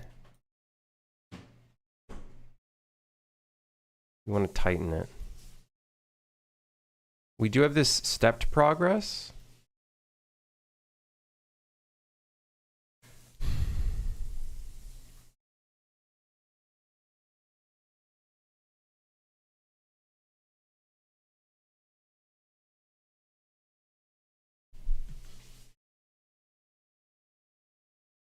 I don't know if that's what we want though. Let's see if we multiply this from 0 to 1.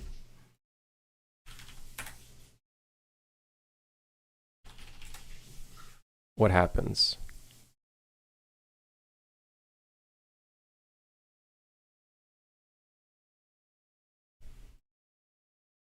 Like how do I tighten this from 0 to 1 value?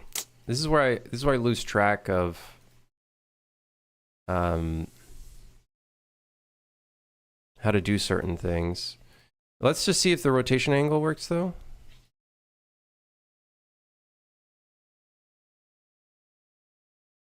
Yeah, it looks good to me.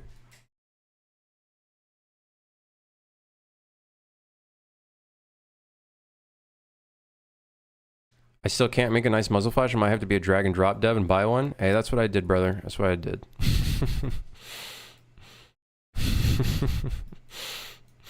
Let me tell you. That's what I did. I'm no professional, okay? I'm by no means a professional.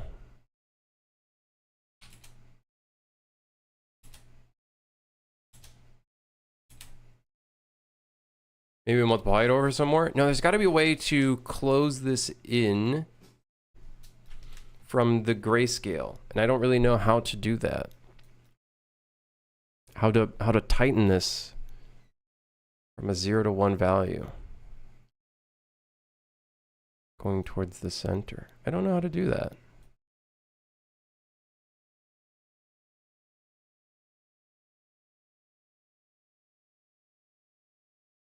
Is it power? Is power the way to do this?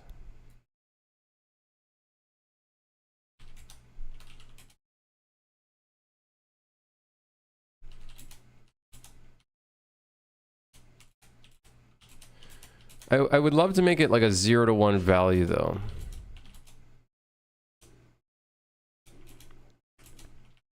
Don't get me wrong, I do like that. I do like that as a base, I do like that because that removes some of the center elements of it.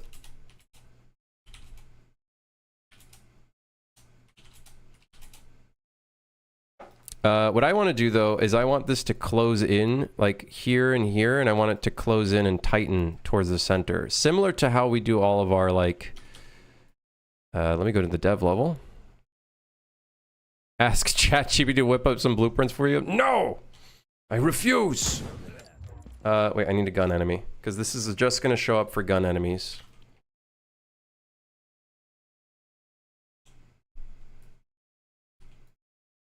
So, how their cone pops up when they're firing, it closes in like that. I want to make an on-screen version of it closing in. The problem is, I can't think of the math for this. Like, how do you...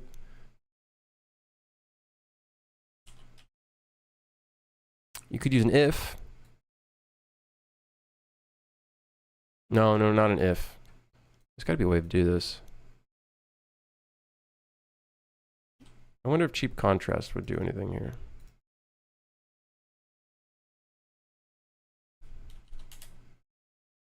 No.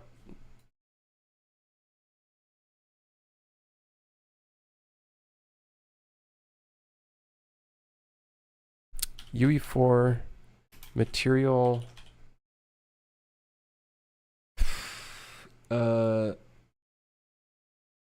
Remove grayscale gradient range.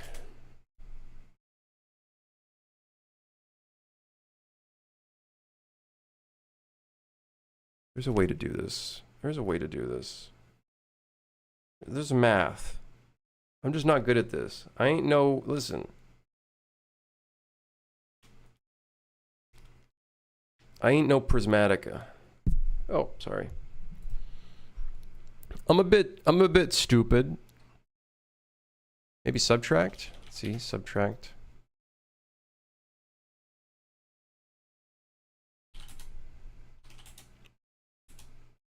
Not really.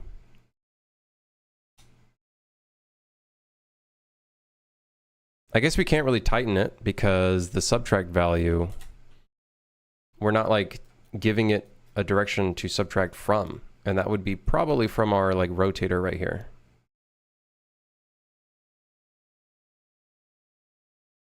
We probably want a different version of this.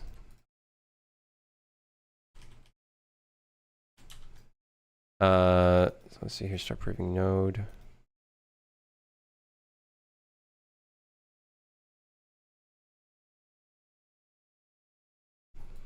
Hold on, hold on, hold on, hold on.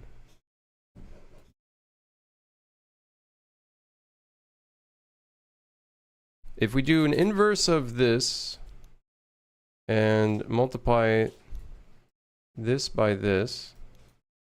Oh, that's not, hold on, that's not what I want.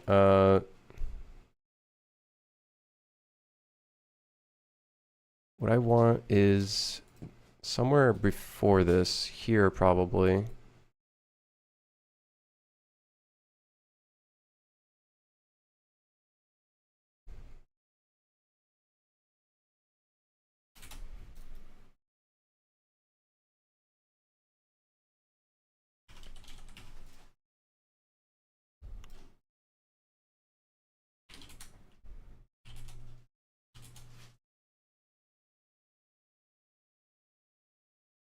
There we are.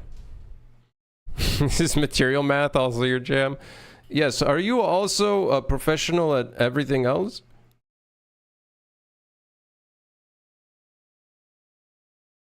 Hello? Sir, I require all of your expertise. Does that look like a half? Not really.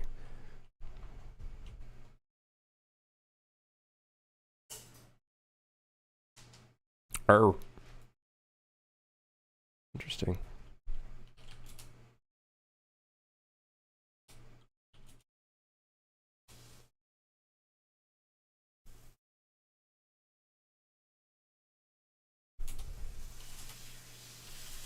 This kind of looks like what we want. The only problem is it's not very intense. So like, what if we try this? We try and multiply with like a higher value, and then this could tighten it a lot more.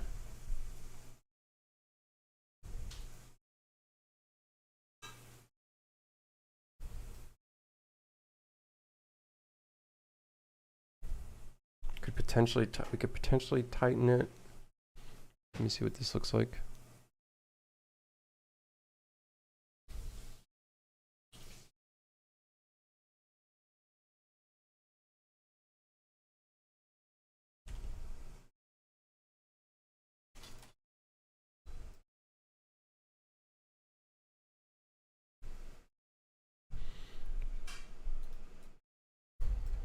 Okay.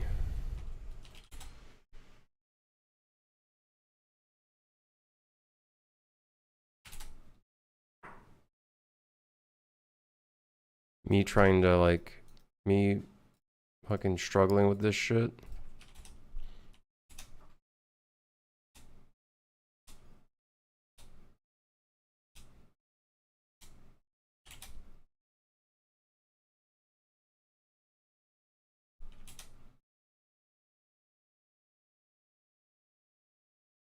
I'm finna click the sketchy link. Ah, you mean the... you mean the 80 level link?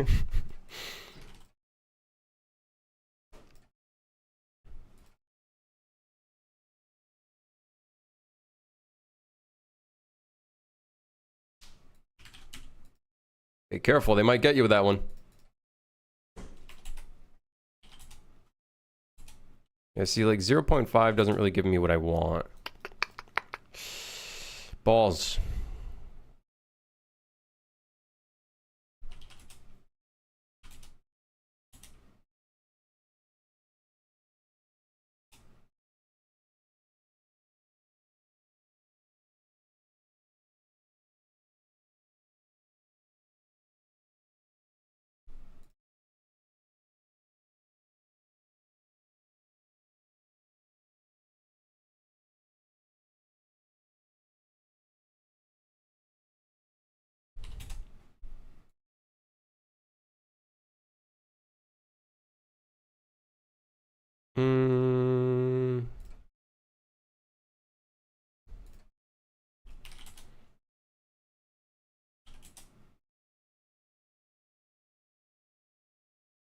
Like, we could start with this and at least try to get it on screen in the right direction.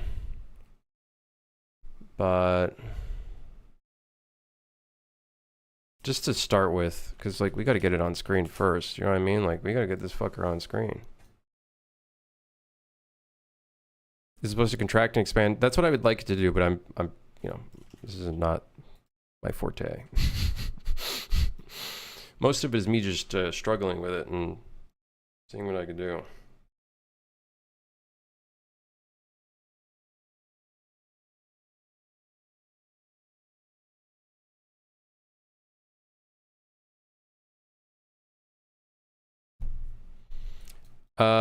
I guess feather it. I just wanted to like squeeze and go in. Kind of similar to our firing cone, but I want it to be somewhat similar to it.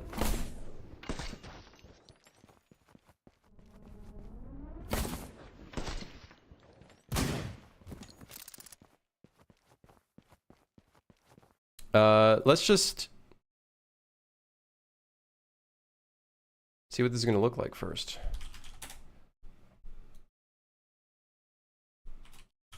Cone time. And then we need rotation angle, because this is going to rotate the thing towards the direction of the enemy. I just want this to, let's get it actually working first in code, and then we can figure out the semantics of how to make it squeeze properly. We could sit here for hours because I'm not a shader artist. I'm not a shader wizard guy. I don't make quadruple A water.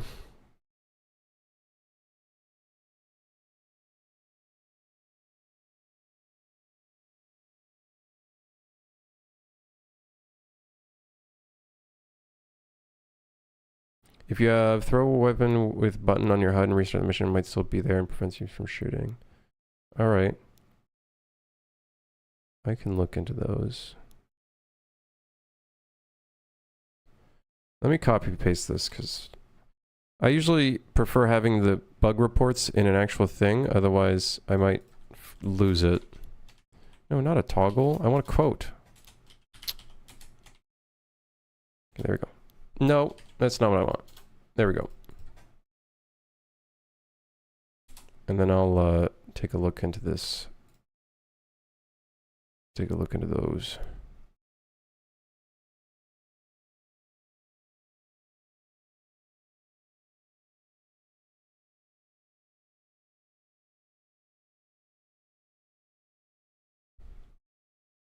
Have it give you HLSL and then try rebuilding that in the material graph. I want to learn it myself, because if I try to use a LLM to tell me how to do things, I'm not going to learn how to actually do it. And then I'm just... Then if I need to fix it, then I'm fucking lost, which is basically the downside of all of that stuff.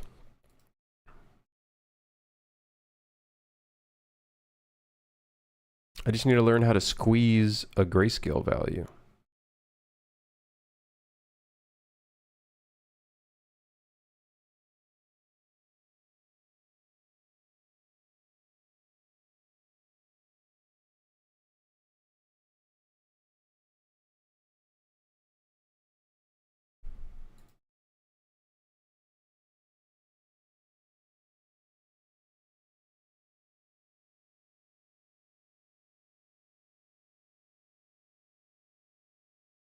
Every now and then I backtrack HLSL into the graph. It's funny how it always feels like working backwards when I plop down the nodes.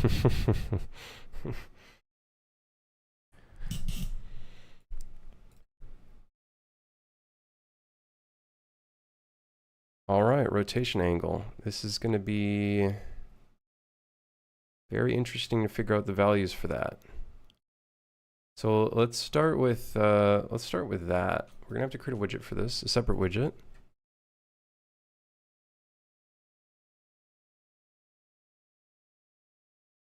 I don't like creating separate widgets for this. There has to be a way to create an attack indicator that doesn't need to be in separate widgets.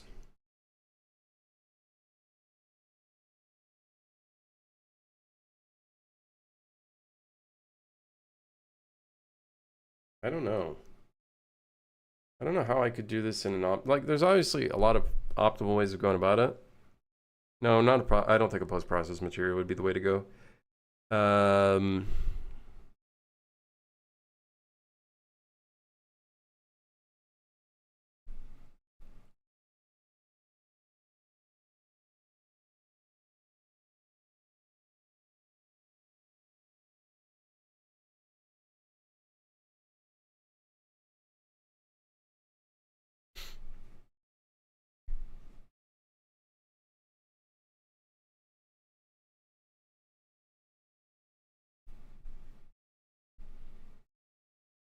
Not that expensive if you set the widget to volatile, right? Because it'd be updating every frame. Technically, it would only have to render... The GPU would have to re-render it. Right? It wouldn't... I guess it would still be updating the widget. Well. Well, yep.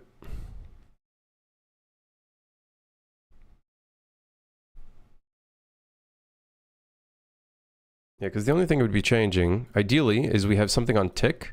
It would just send information to a dynamic material that has this stuff in it, and then this would be the only thing technically updating. Ideally, that would be what we do.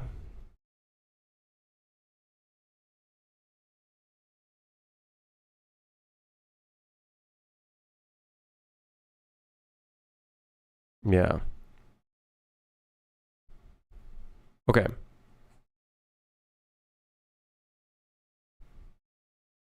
Could use a material parameter collection instead. I can't because there's a potential chance that you got shot at by multiple enemies at the exact same time, which means we need a pool of widgets and pool of materials. The only way I could use a material parameter collection is if we use multiple variables in the material parameter collection, I guess.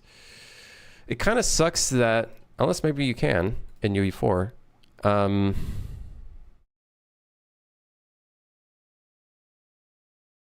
it kind of sucks that you have to use a fucking dynamic material for everything.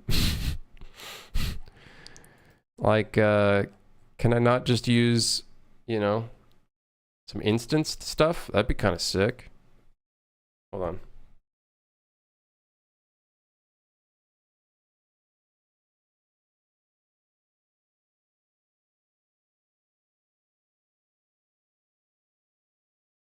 Okay.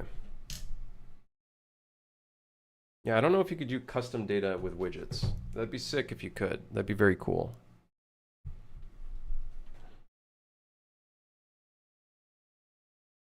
But I don't think you can have custom data. Like, for example, I wish there was a custom primitive data equivalent for widgets. That'd be sick.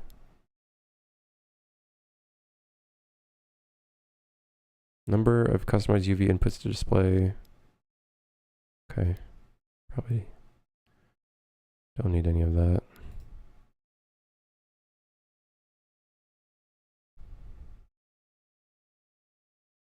All right.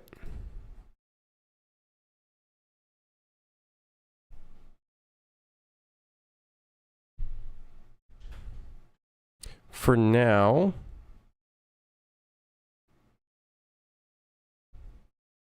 yeah, I think it needs to be a separate.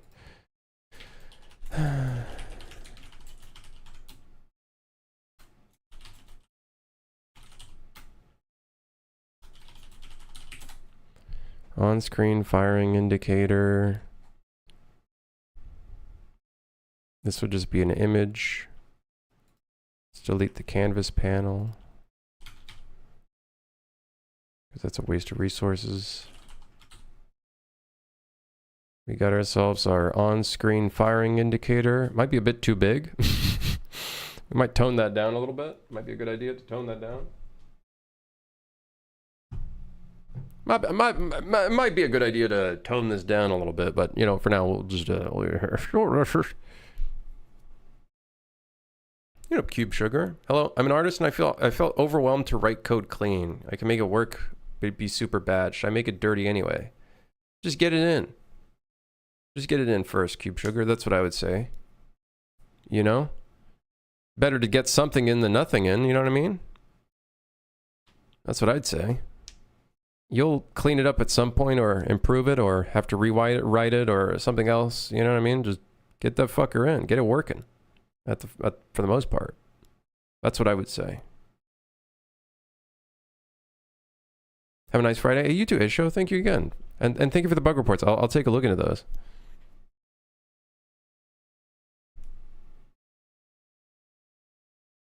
If it works and your game runs 60 FPS, it's all good.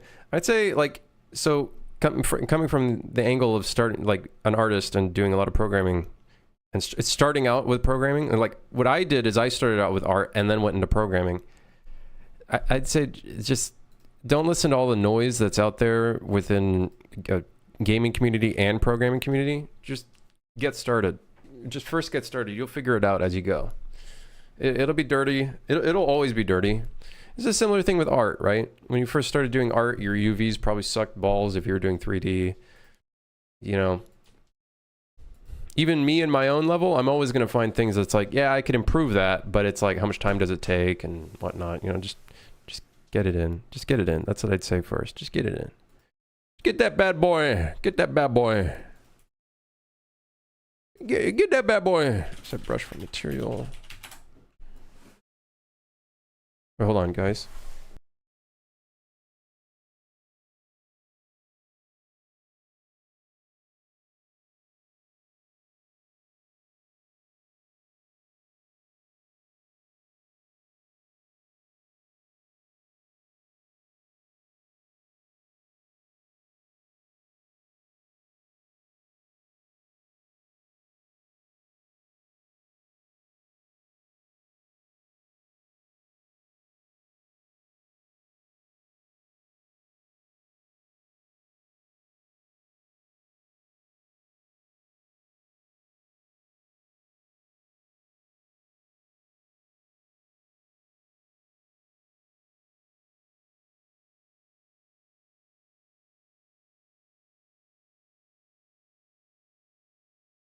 All right.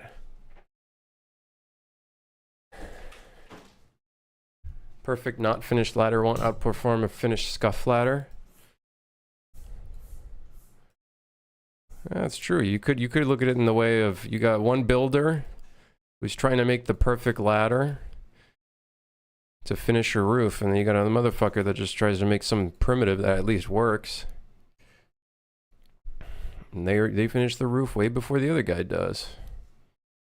It's a nice way of looking. That's a cool. I like that. Okay, hold on. Where am I? I do like. Oh, what? Firing indicator. What? On-screen fire indicator. Well, that's gonna fucking suck. What is the difference between transient and the creation flag? Whatever.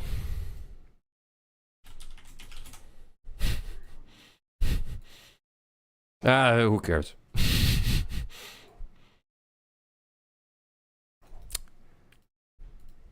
It would be smarter to not make every single widget tick, but instead have a master thing that sets all of these.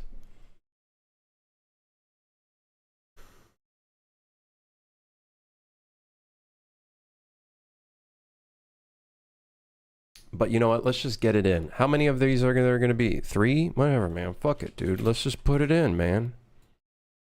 Just put the fucker in, man. It's fine. Target is going to be an actor. An object reference actor. Expose on spawn.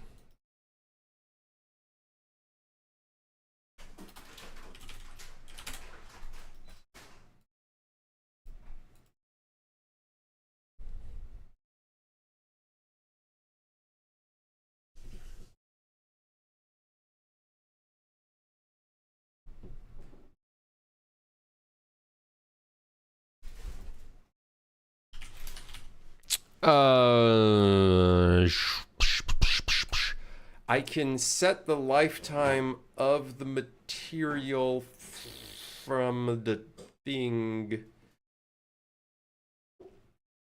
based off of a timestamp. And then that way I don't need to go from 0 to 1. Instead, I just feed it a duration. How do I do that again? I did that somewhere else. I forgot how I did it though. Cone time 0 to 1. Shit. How did I do duration? Where did I do that? Where did I do duration? I did it somewhere.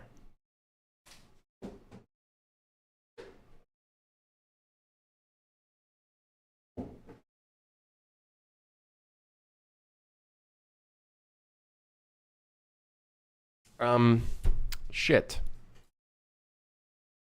Well, we need time. No, I did that somewhere. Wait, hold on.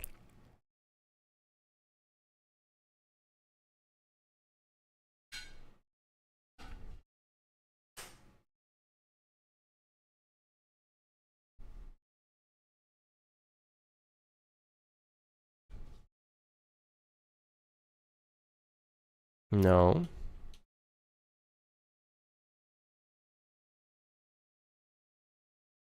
I used a material with, and I would feed a timestamp into something.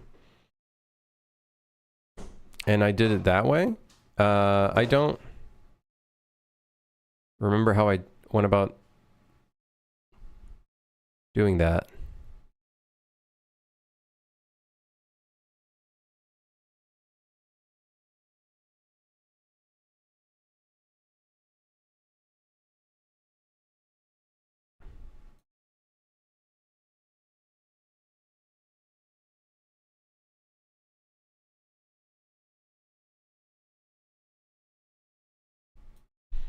I bet you if I look long enough.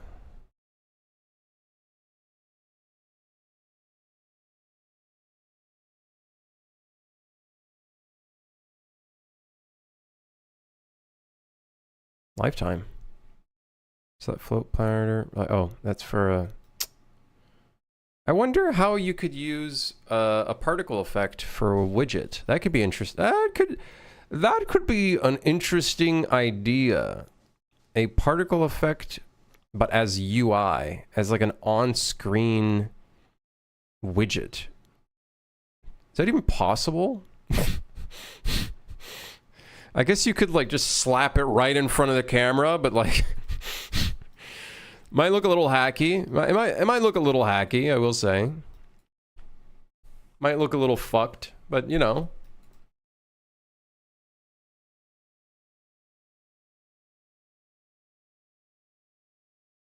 I'm staring at my today's to-do list for my game like, hey, just get one of them done. Just get one of them done. Select one and get that fucker done. You got it. You got it. You got it.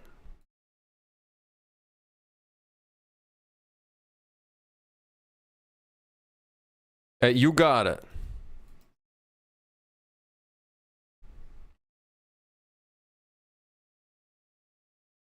Time, subtract, timestamp.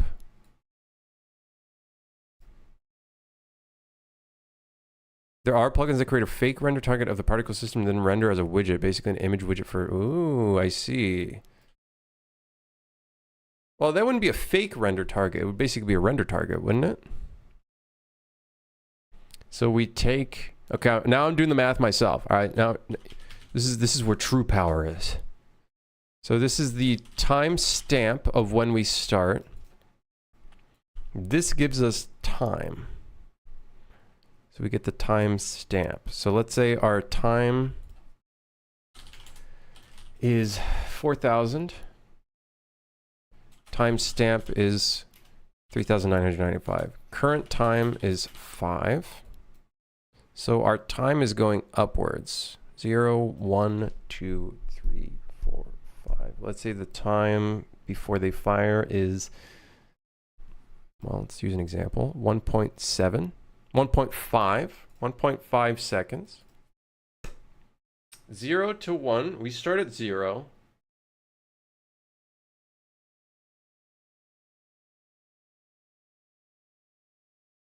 And we want 1.5 to be 1. We just divide it by 1.5.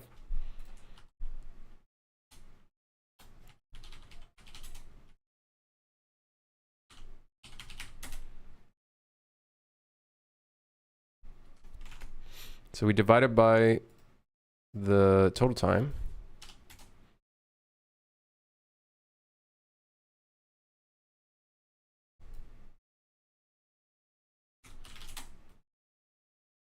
And then we clamp it.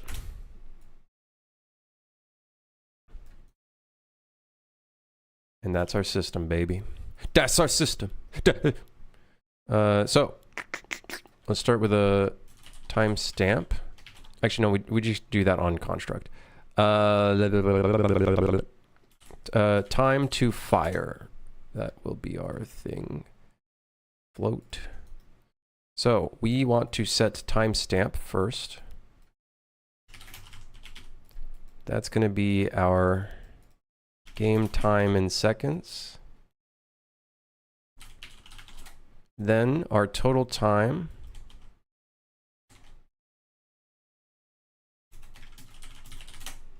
I think it was called total time, is going to be our time to fire. So this is kind of like a fire and forget, and hopefully it doesn't break. Fire and forget, and then hope it doesn't break.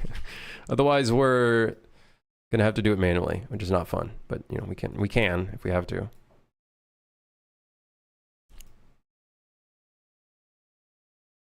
So right now it's black. That's because...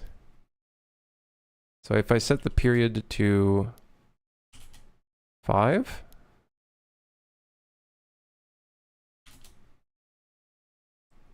The fuck does period do? This is a lie. I thought... whatever.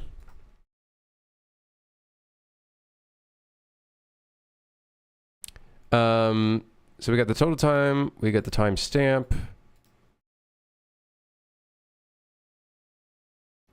The nice thing with the total time is we can set a timer to delete ourselves.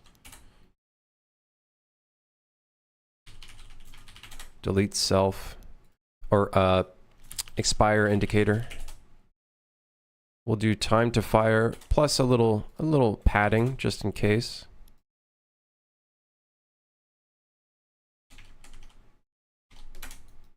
And then we'll remove from parent ourselves, and that should destroy ourselves. Now, this is a version where we constantly keep recreating this rather than pooling it.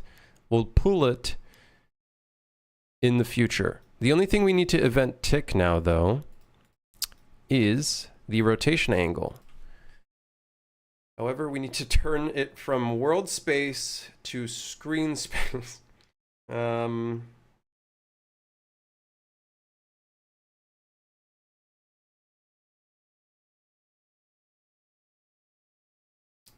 Into a 0 to 1 value. Okay, so we need to take the camera direction.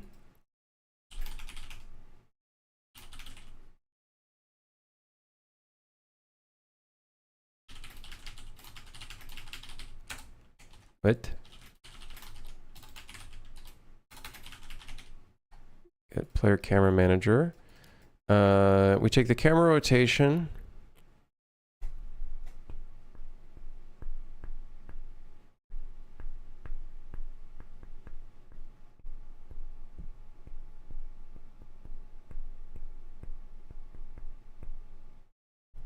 Hold on.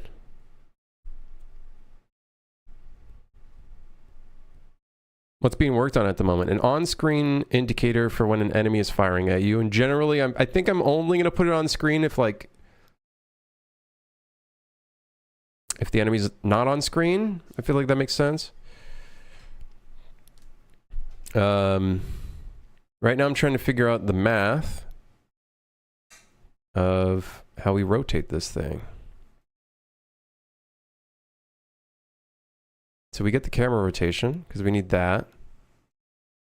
And then we need to get the rotation of the enemy and ourselves. Character.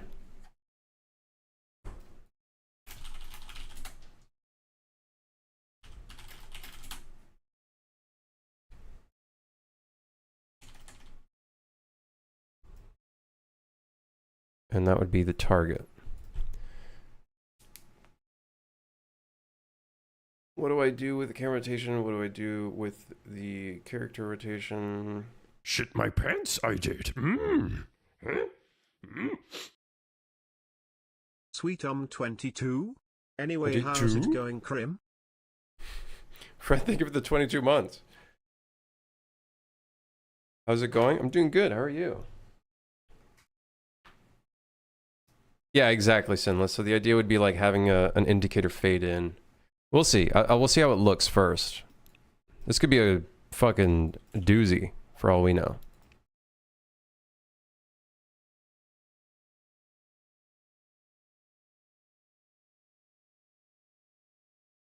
We could use a dot product, but I would have to turn the dot product into a 0 to 1 value, not 1 to -1.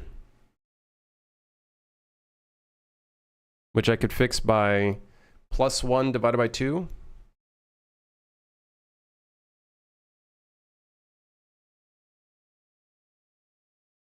The hell is this music?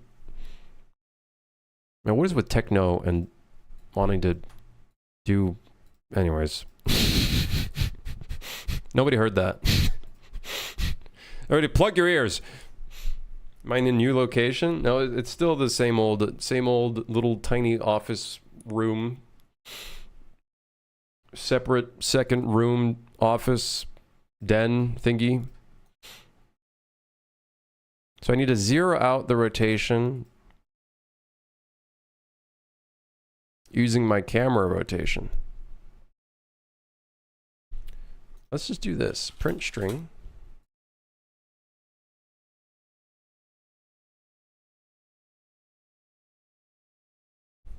Can you minus rotator? No, you gotta combine it. Don't really like that. Can I transform a rotation?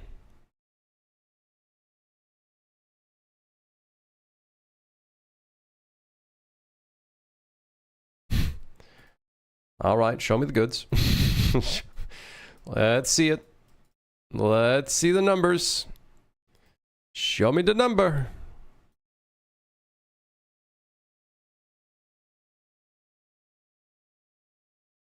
Oh my god, this code. I'm gonna puke. I'm gonna vomit. Which one is the owning player again? Get owning player of the widget. Oh, that's not it. Player controller, get owning controller. Ah, shit. Okay, it'd probably be better for us to spawn this somewhere else, but let's just fuck it. We'll put it in now, okay? Let's just get it in the game first. Let's drag and drop this fucker.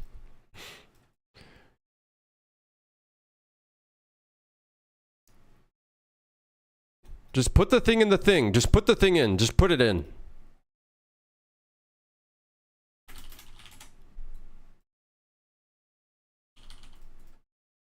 Just put it in. Just put it in, just so we can see if the numbers are right.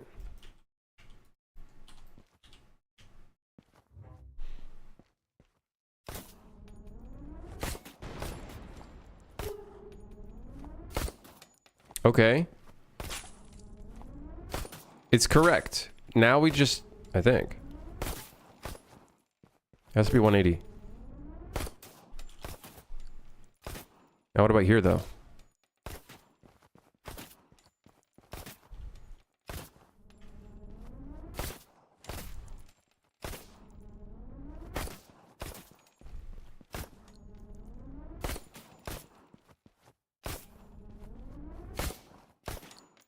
Should be, I think, 0 when we're facing here. I think it's correct.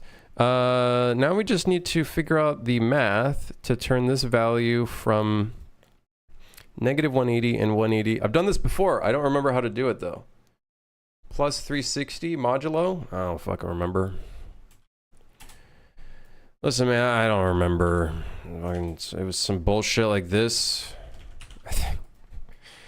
I think it was something like this. Man, I wish I remember. I don't remember.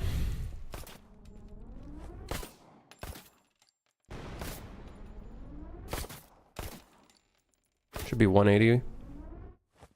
Okay, now we just divide it by 360, and that gives us a 0 to 1 value.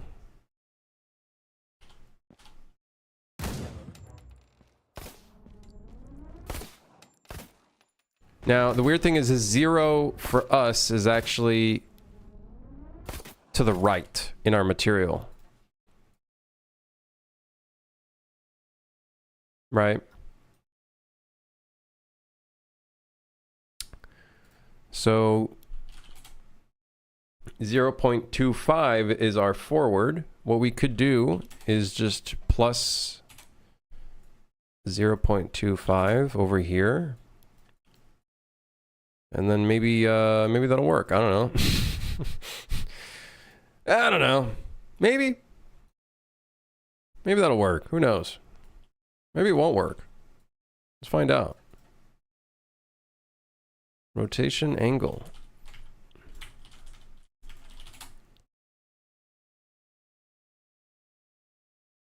You know something that's actually kind of concerning, guys? I don't see the fucking thing on the screen.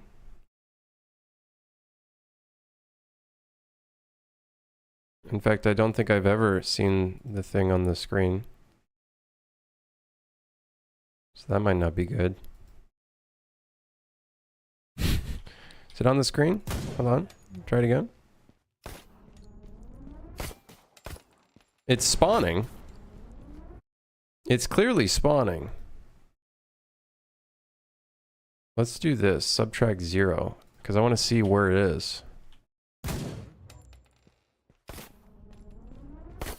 Oh, it's inversed. Ah, shit. Shit.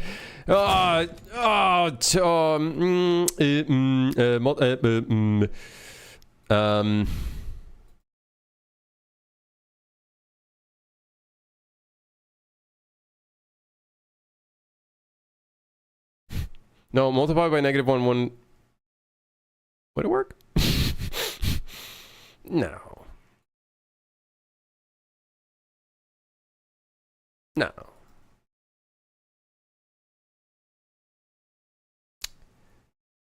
Plus 360.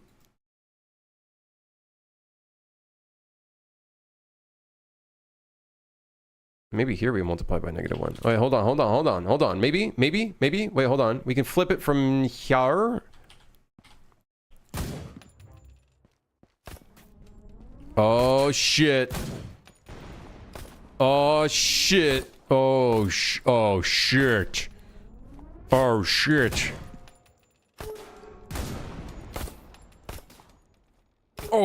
Oh, shit.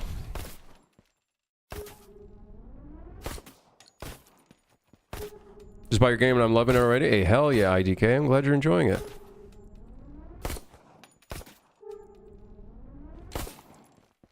It'd be so sick. One thing that I think would be sick, I just don't know how to do it, is make it kind of 3D. Or it's like if you're looking up or down in a specific direction, maybe kind of, it's like 3D. Hey, don't shove me. Yeah. Okay, so now we just need to figure out why the timer isn't working. I feel like total time, time to fire, total time. We take time, subtract the timestamp, divide it by the total time, and then clamp it. Let's try not clamping it.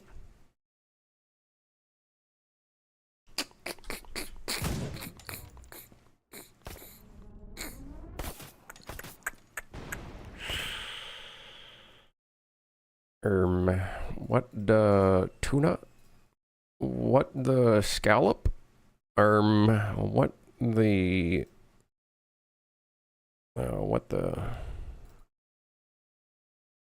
what the tuna fish? What the rockfish? Okay, it's our time that's broken. We take the current time, subtract the timestamp. Do we take the current time and subtract? No. We turned it into a Dorito. It's now a Dorito. Not very good. That's not what I want.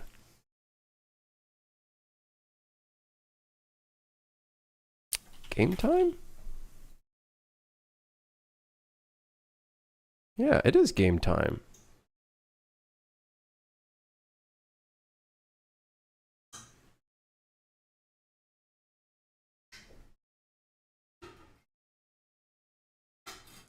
Maybe this doesn't work in... Maybe this...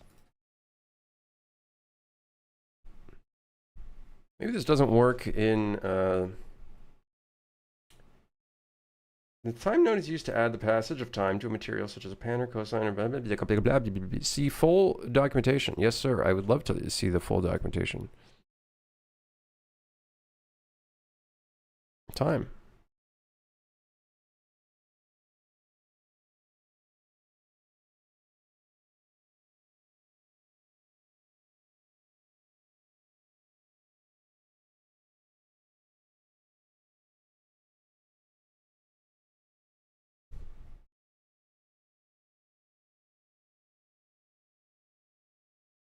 I think this is taking into account the editor time. Uh-oh. I think it's taking into account the editor time, not the actual, like... I don't know, actually. I doth not knoweth what it doeth. It doeth weirdeth thingeth.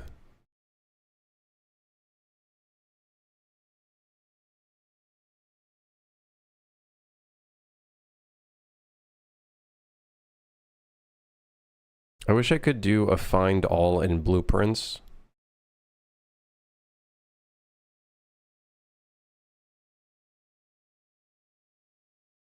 Whoa. Whoa. What the fuck? I didn't know you could open this. Is this showing me my code? Or just the generic HLSL code?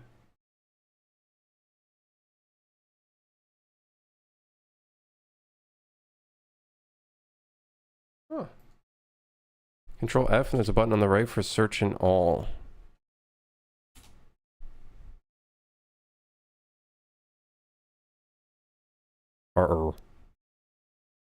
It's searching every single letter rather than the actual word. You said what now? Prismatica, thank you for the raid, by the way, man. How you doing? I rated on YouTube. Whoa. I think I did it yesterday. Does it actually work?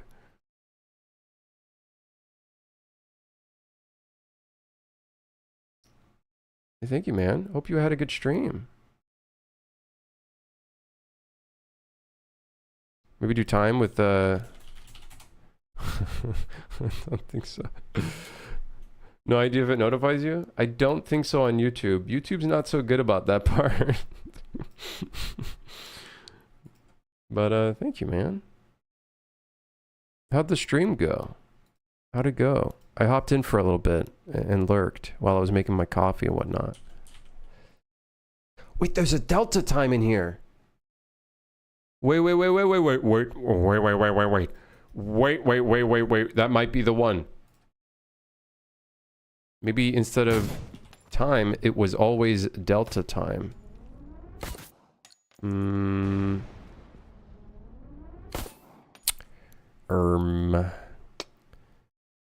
Well, it's at least showing... What's the difference? Oh, I'll never know because there's no documentation. Stream was wet. I got to go for a drive now. Excuse me? Might be lurking later. Hey, enjoy the drive, man, and drive safe. Drive safe, dude. The button's on the right side of the find results. I know for typical... Wait, hold on. Maybe there's... Wait. No, that's just current material.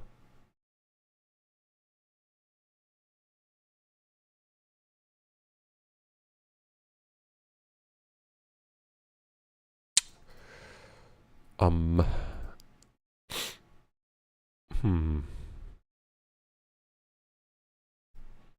did this somewhere else. I don't remember how I did it. I did this somewhere else. Maybe instead of time I used delta time.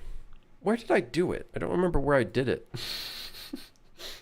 Don't remember where I did it. Where did I do it? I don't remember where I did it. What?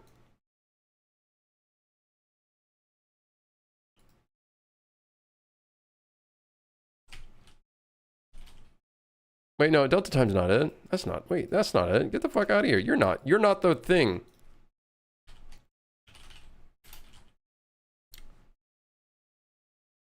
UE4 material world time in seconds.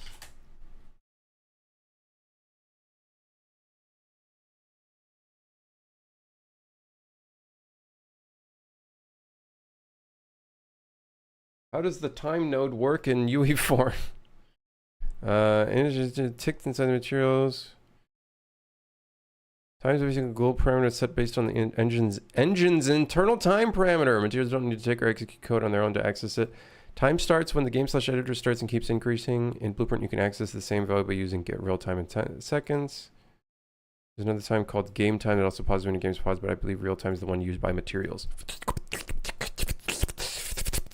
Get real time in seconds. Well, get time. Well, I guess we're going to be sitting here for a little while. Get animation current time. Get time seconds. Get accurate real time.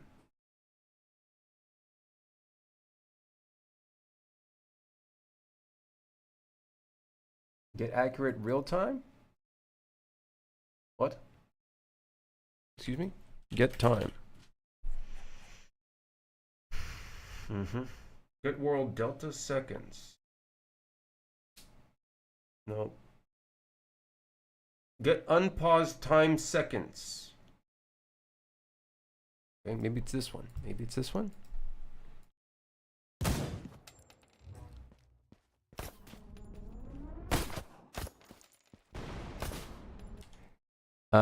Well, good news is it's showing up on screen now.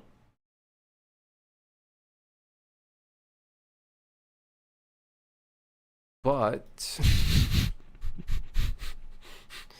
maybe that's not right. Get time seconds?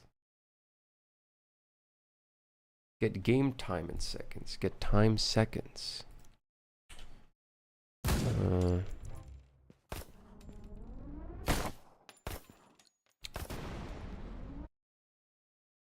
What? Get real time seconds? Get real time seconds. Oh, what the fuck? Why is it not real time in seconds? Man, silly game.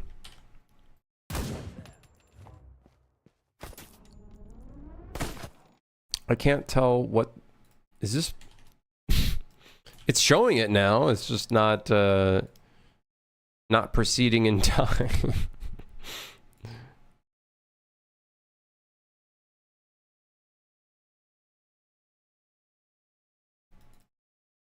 Yeah, it's supposed to do the thing. As you can see, it does the thing.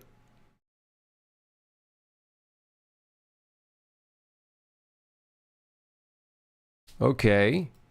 So, ignore pause? No, we want it to not...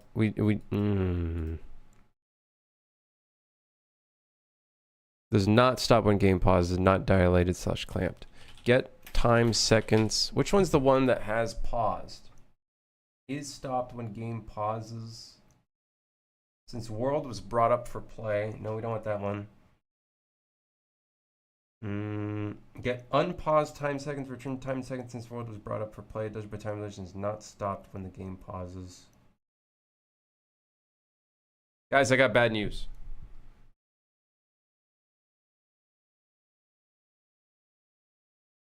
I don't think I can test this in the editor.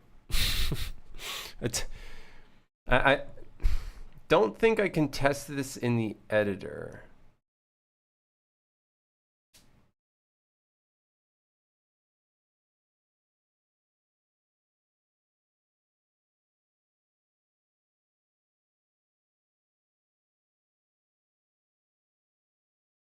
When the world was brought up for play. And ballsack! I don't want to fucking package this just to test it out.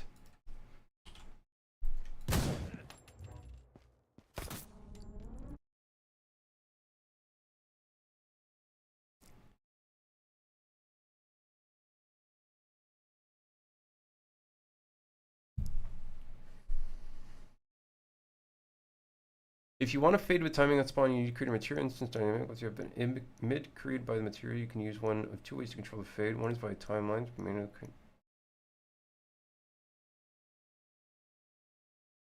The second method is to simply create a scalar parameter called spawn time, and on spawn, create an MID and set the scalar parameter to the value of real time.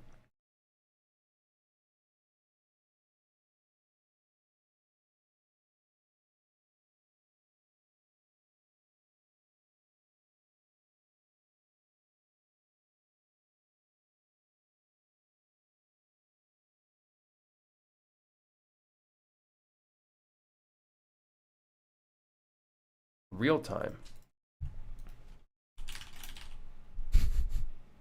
Get accurate real time. Returns time in seconds since the application was started. Unlike the other time functions, is accurate to the exact time this function is called instead of set once per frame. Oh right, we tried this one.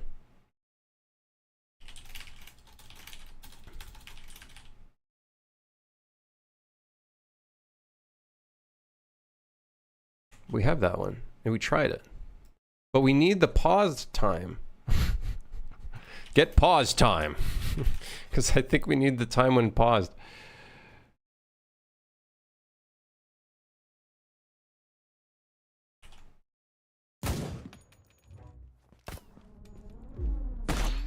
I think the only one that's going to work in editor is the real-time seconds.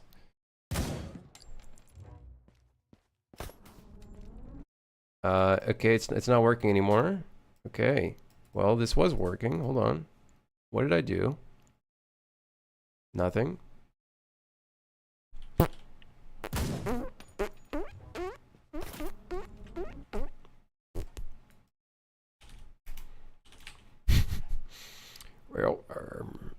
Well, shit.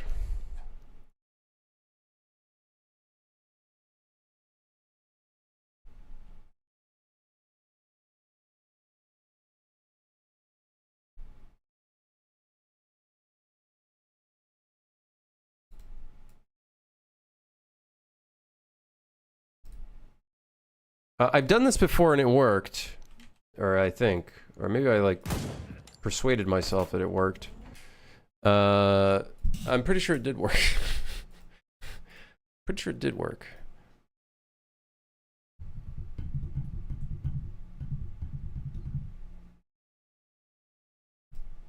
Je ne comprends pas. Well, the only thing is I see the time, but the time is increased way above what it's actually supposed to be. It's above the actual time here. I just need to know, what is this time? It's a global parameter that's set based on the engine's internal time parameter.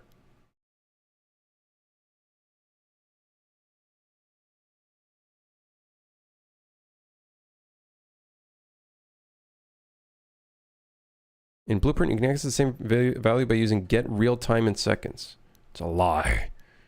I've been using get real time in seconds. In fact, I've been using get real time seconds, not get real time in seconds.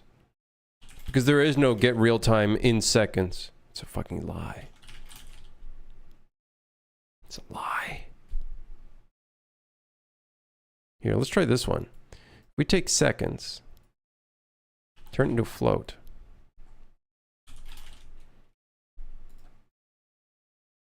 And then add partial seconds. I actually don't know how this works.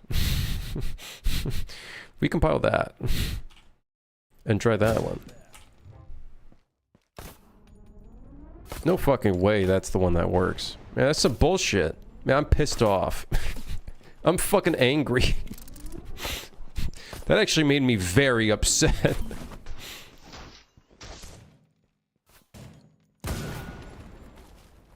Oh, he's dead. I didn't mean to do that.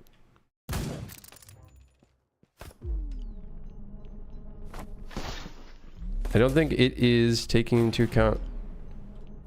Maybe it is taking into account dilation?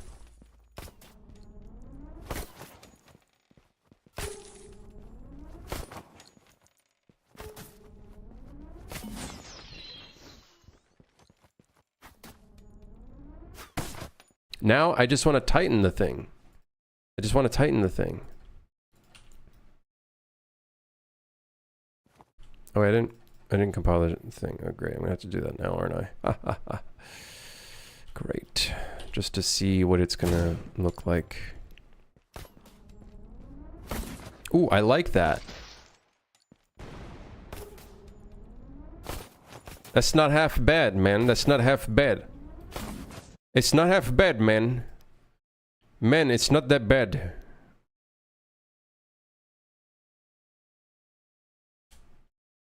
It's pretty good, actually. It's actually quite nice. as a matter of fact. I don't know what that number was. I'm just going to assume it was whatever. Progress. Why is that set? Why is that progress?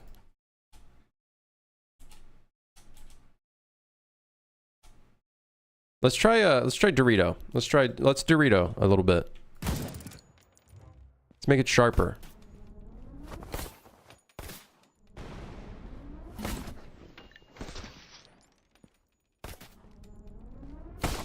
Ow. Okay, hold on. 1.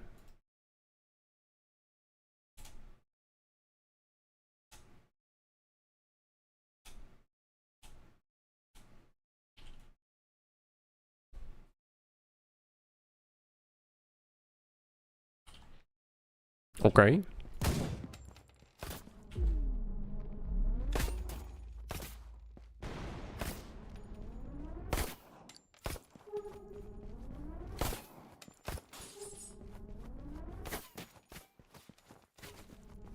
It feels pretty good. I just don't like the color. I don't like the color. That's my only problem.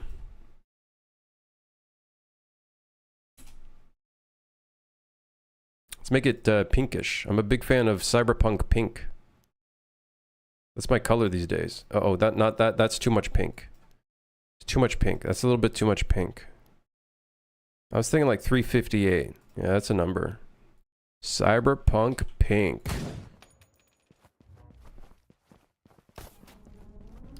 All right, maybe a little too pink. Might be a little too pink. I might have overcooked. That being said, this shit's too bright. 358.8. You're not watching 358.8.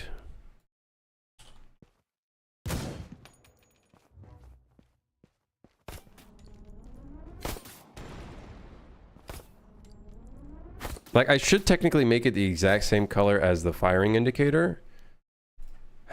I should leave it at orange. But man, I fucking hate that color.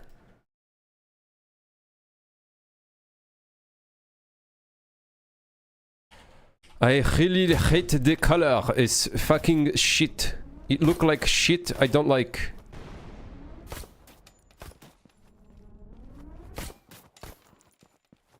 Also, the red we have is extremely darker in comparison to the orange that we're using, and that's because there's probably a multiply. So let's make it like actually orange.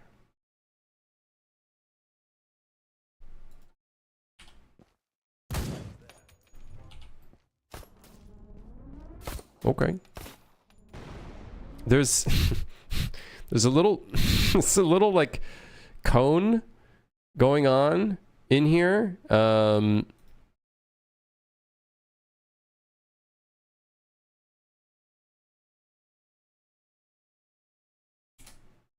don't know if you guys see it. There's a tiny like cone, and I think it might be the power that's causing it. I don't know. There's like a tiny, yeah, like right there. It's like a circular cone. It might be this power right here. What if we multiplied instead? What if we just multiply this fucking guy? Before the inverse.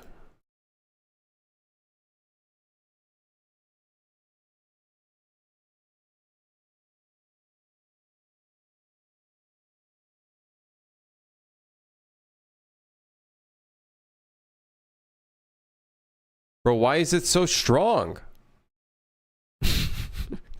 Why? Huh? Her?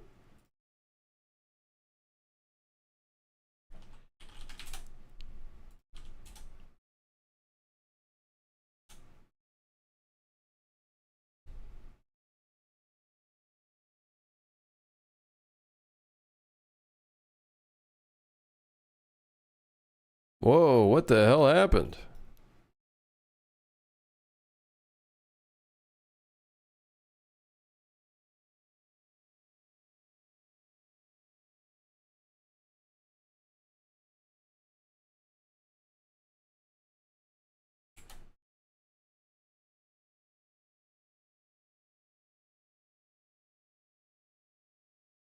I don't know why it's doing this. Help.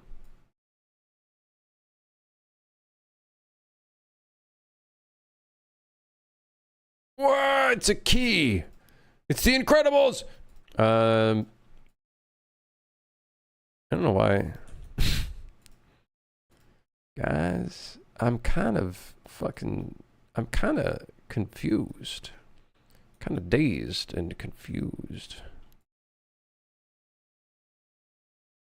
Is it not density?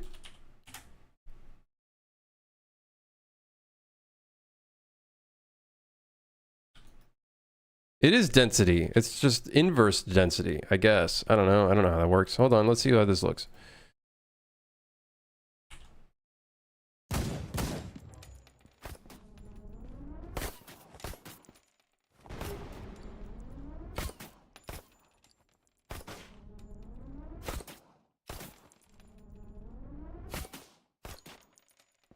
I wish it was like stronger.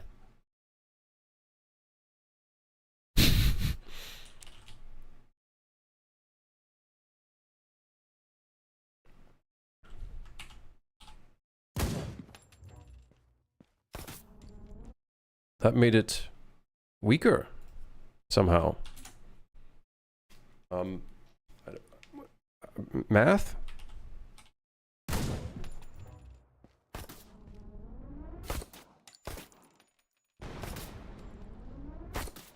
It's got a little triangle thing going on. Not sure how I feel about... Do you guys see that? Hold on, I'll slow-mo it. Okay. Problem, guys.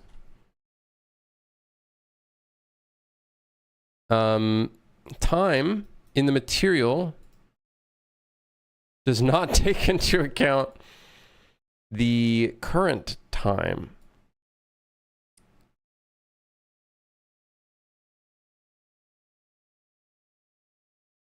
Can I multiply it by the delta time?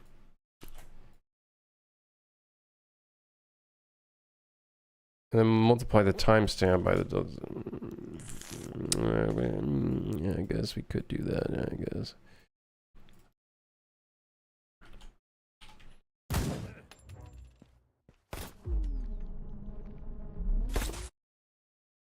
I'm too stupid for this shit, man. Shaders and shit, you know?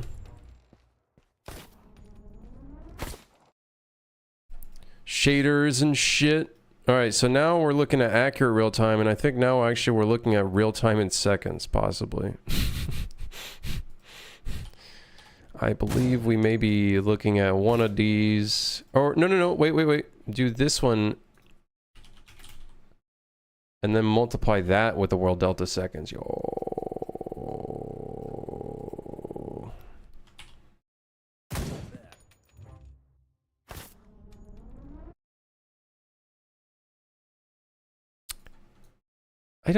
I swear time is supposed to be dilated. I swear this time is supposed to be slowed down by like game time. But I guess it's not. Time doesn't recognize the time of the material time or the real time game time. Yes. Yes.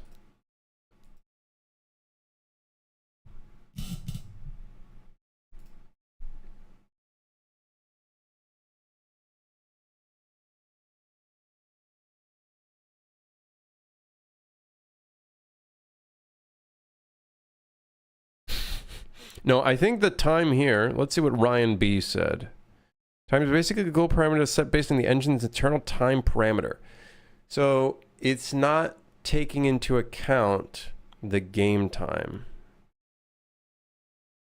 And the game time gets dilated, but the actual time in the engine stays the same. The problem is...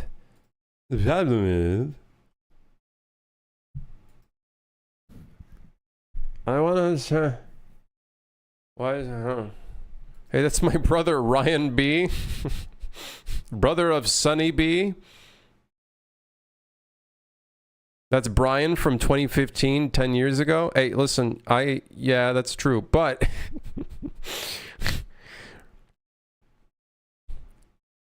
Wait, his name's not Brian, it's Ryan. The motherfucker spelled his name wrong? What the fuck? You can't trust people like that.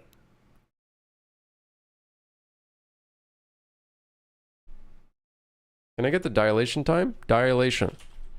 Fuck. Time. Is there a different time? Time with speed variable. Oh! Well, how about game time? Game?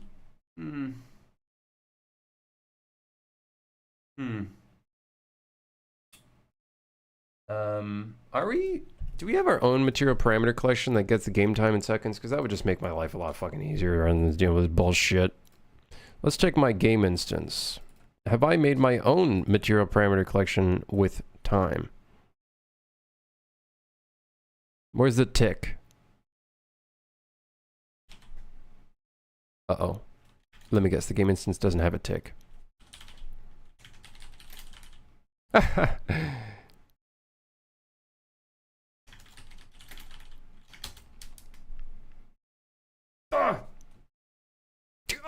I'd have to do it for my player character. Or my controller, which would also be completely acceptable. Where's the tick? Get me out of here. Can I possibly make a set parameter collection, set scalar parameter value collection, editor stuff. Well, we could do editor stuff. Where's editor stuff? Okay, scalar parameter. This is, I don't like doing this. We're gonna call this game time. Oh, okay. That's, ooh, love that. Love that for me. Compiling 5 million gajillion shaders. Love that. Love that.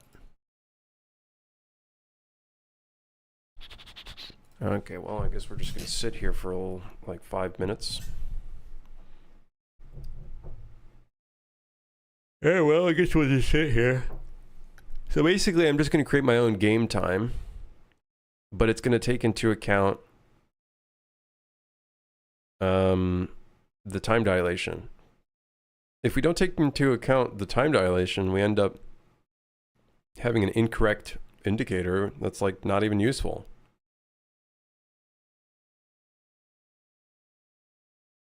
Why is it saving the blocking starter pack? Oh, because I think it's using the mask.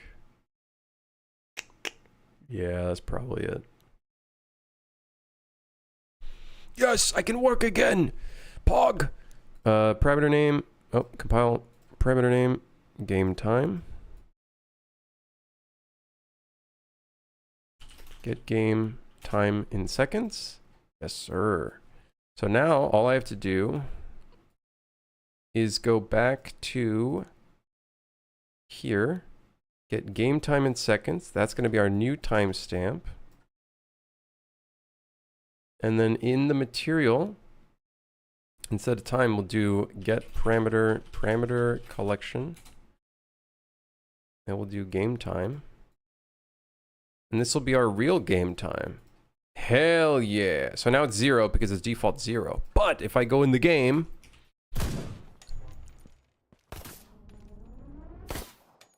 okay, it started out. See, it's affected by the time dilation.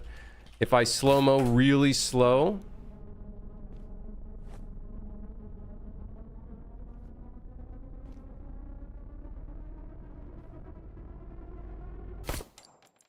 yes. Yes. Oh, yes. God, I wish it was affected. I kind of wish it was 3D. I'm not gonna lie. That'd be fucking sick.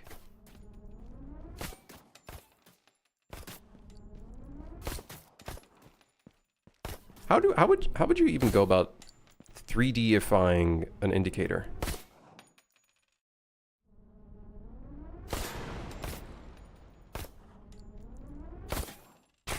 But still, cool. Very cool.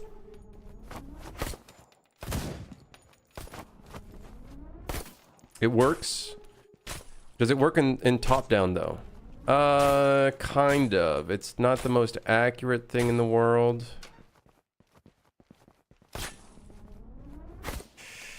Not the most accurate thing in the world, I will say.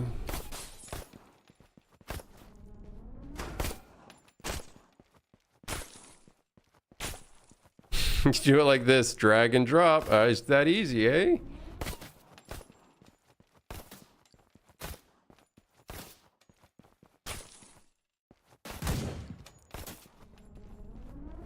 Okay, top down.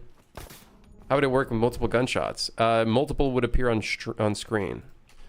I basically kind of compensated for that. Thing is, I think I'm playing at a very low difficulty. I'd have to raise the difficulty and then multiple of them can shoot at once. So let's do veteran real quick and then a bunch of them should shoot at me at once now.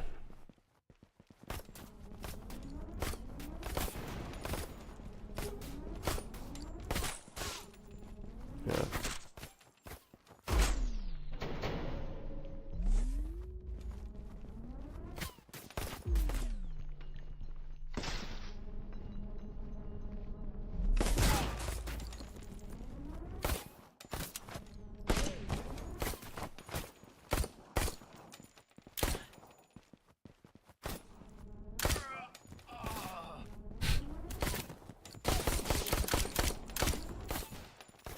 Okay, not bad. It's just not 100% working in top down. And it's mostly just our calculation. Our calculation is not the most accurate thing for top down. So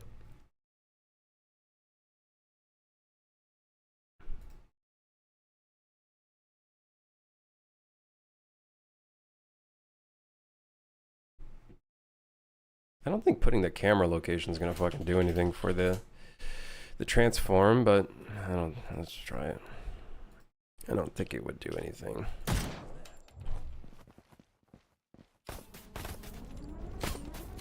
Yeah. We have to use a different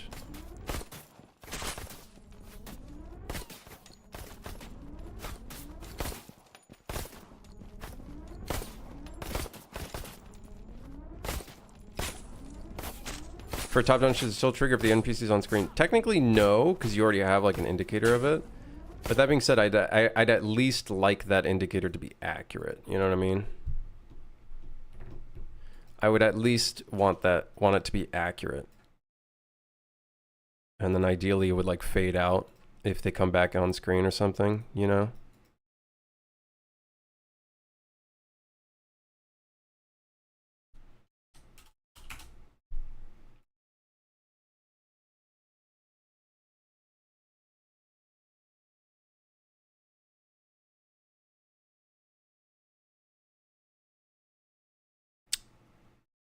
Find lookout rotation, actor, location.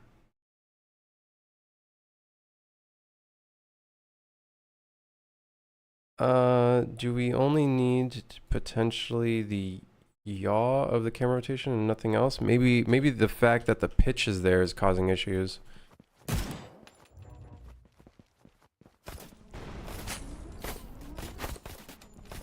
No, not accurate.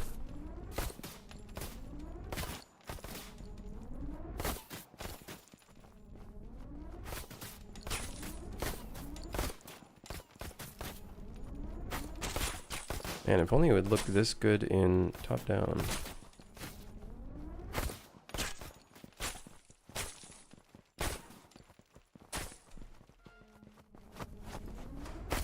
It's like slightly offset. Why? Why? Do I see myself turning headshots into a thing? It's on my feature list. It's gonna be a setting. I put it in as a basically like a upcoming feature roadmap kind of thing, but you know, I understand not everyone's gonna find where that post is because I don't remember which post it's a part of. V1.0.10. Wait, no. V1 point... here it is. Yeah. Enhanced hitboxes. So that might be a thing, but it'll only be a thing for like third person.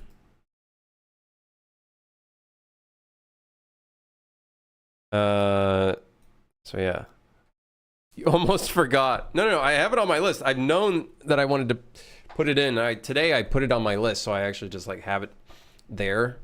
So then that way I know when this fucking game is done. Soon.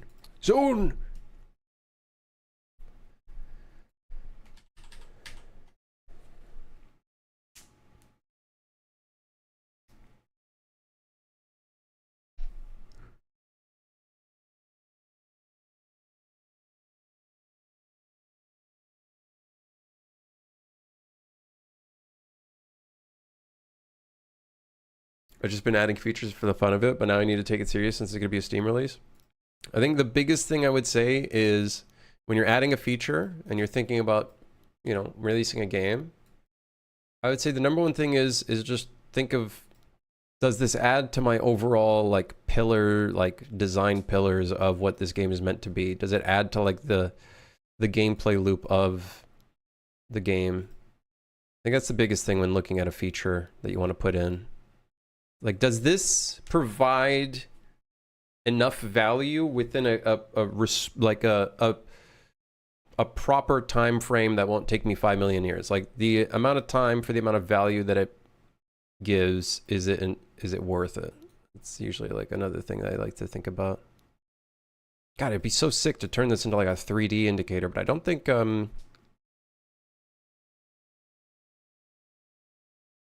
it could be possible to do it. Looking at the numbers, looking at some of the stuff here, the rotation center. You could change the rotation center based off of yeah, well, yeah, you could. I'm not gonna fuck with that though. The number one thing you should be thinking about when working on a feature is how much money are you gonna make? Well, that's another factor. Your time is money, so how much money is it going to cost to make, and then how much money will you potentially get out of that? You know, yeah, you could think of it that way. You could, yeah, it's true. It's true. Don't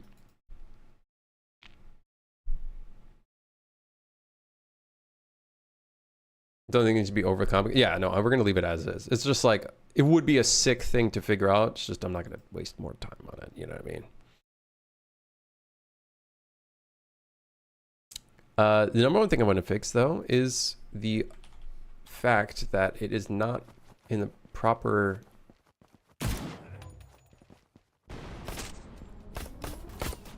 It's like, you see how it's like offset?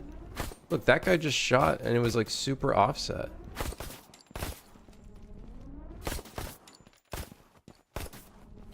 That's not cool.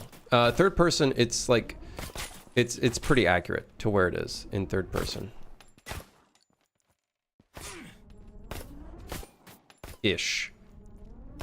Ish.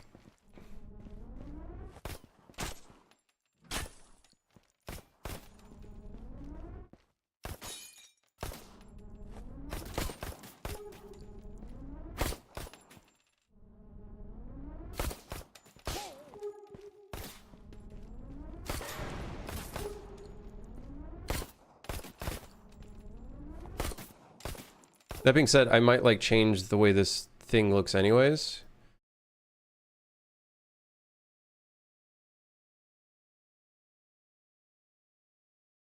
It shows more like as like an edge effect rather than like a cone, because I don't want it to look like a cone. That might be misleading.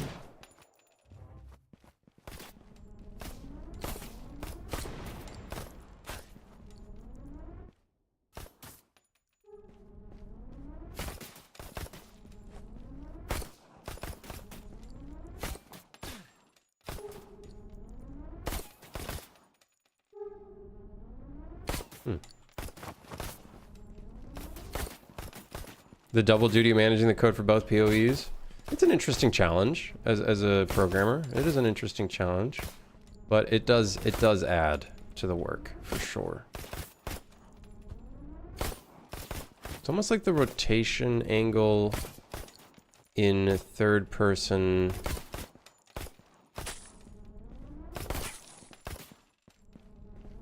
There's certain angles that are correct and certain angles that are not.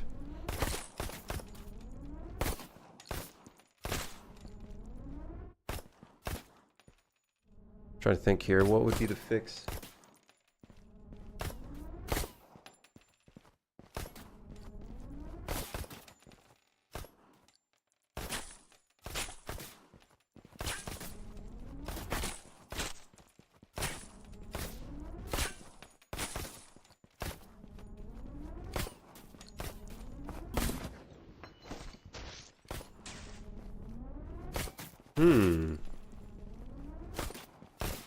See, technically the rotation is correct, but our perception of it is very different from where our camera is.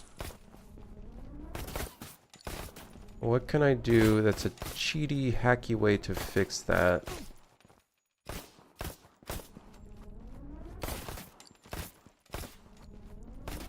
It's technically correct.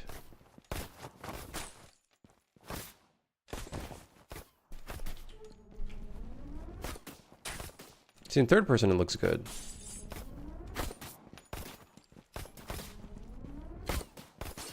It looks pretty good in third person. Oh, unless you're looking down. If you're looking down, it's not correct. Interesting. Very interesting.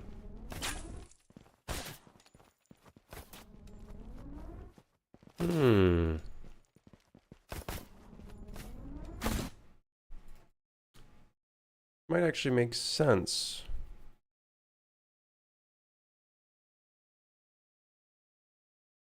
I think this is gonna, this doesn't work. This ain't it. This ain't it.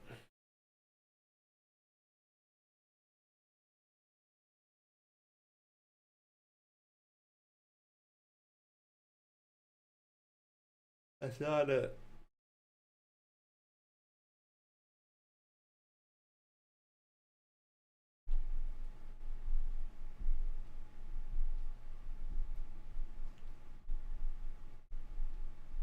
I don't know. This is math territory.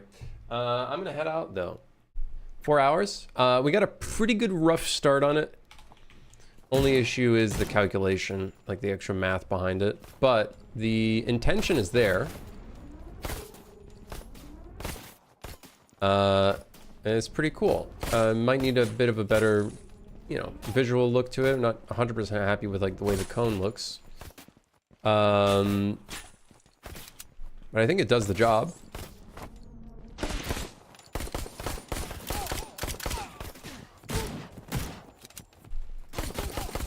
Yeah.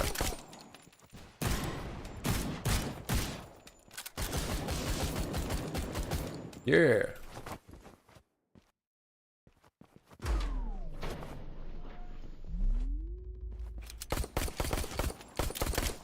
Now the overkill looks... It's such a fun little detail. Like, you see how he did like a flip?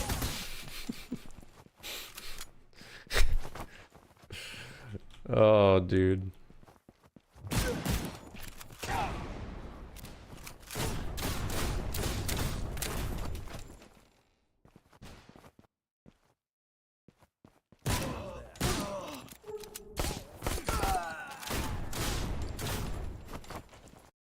Cool. All right.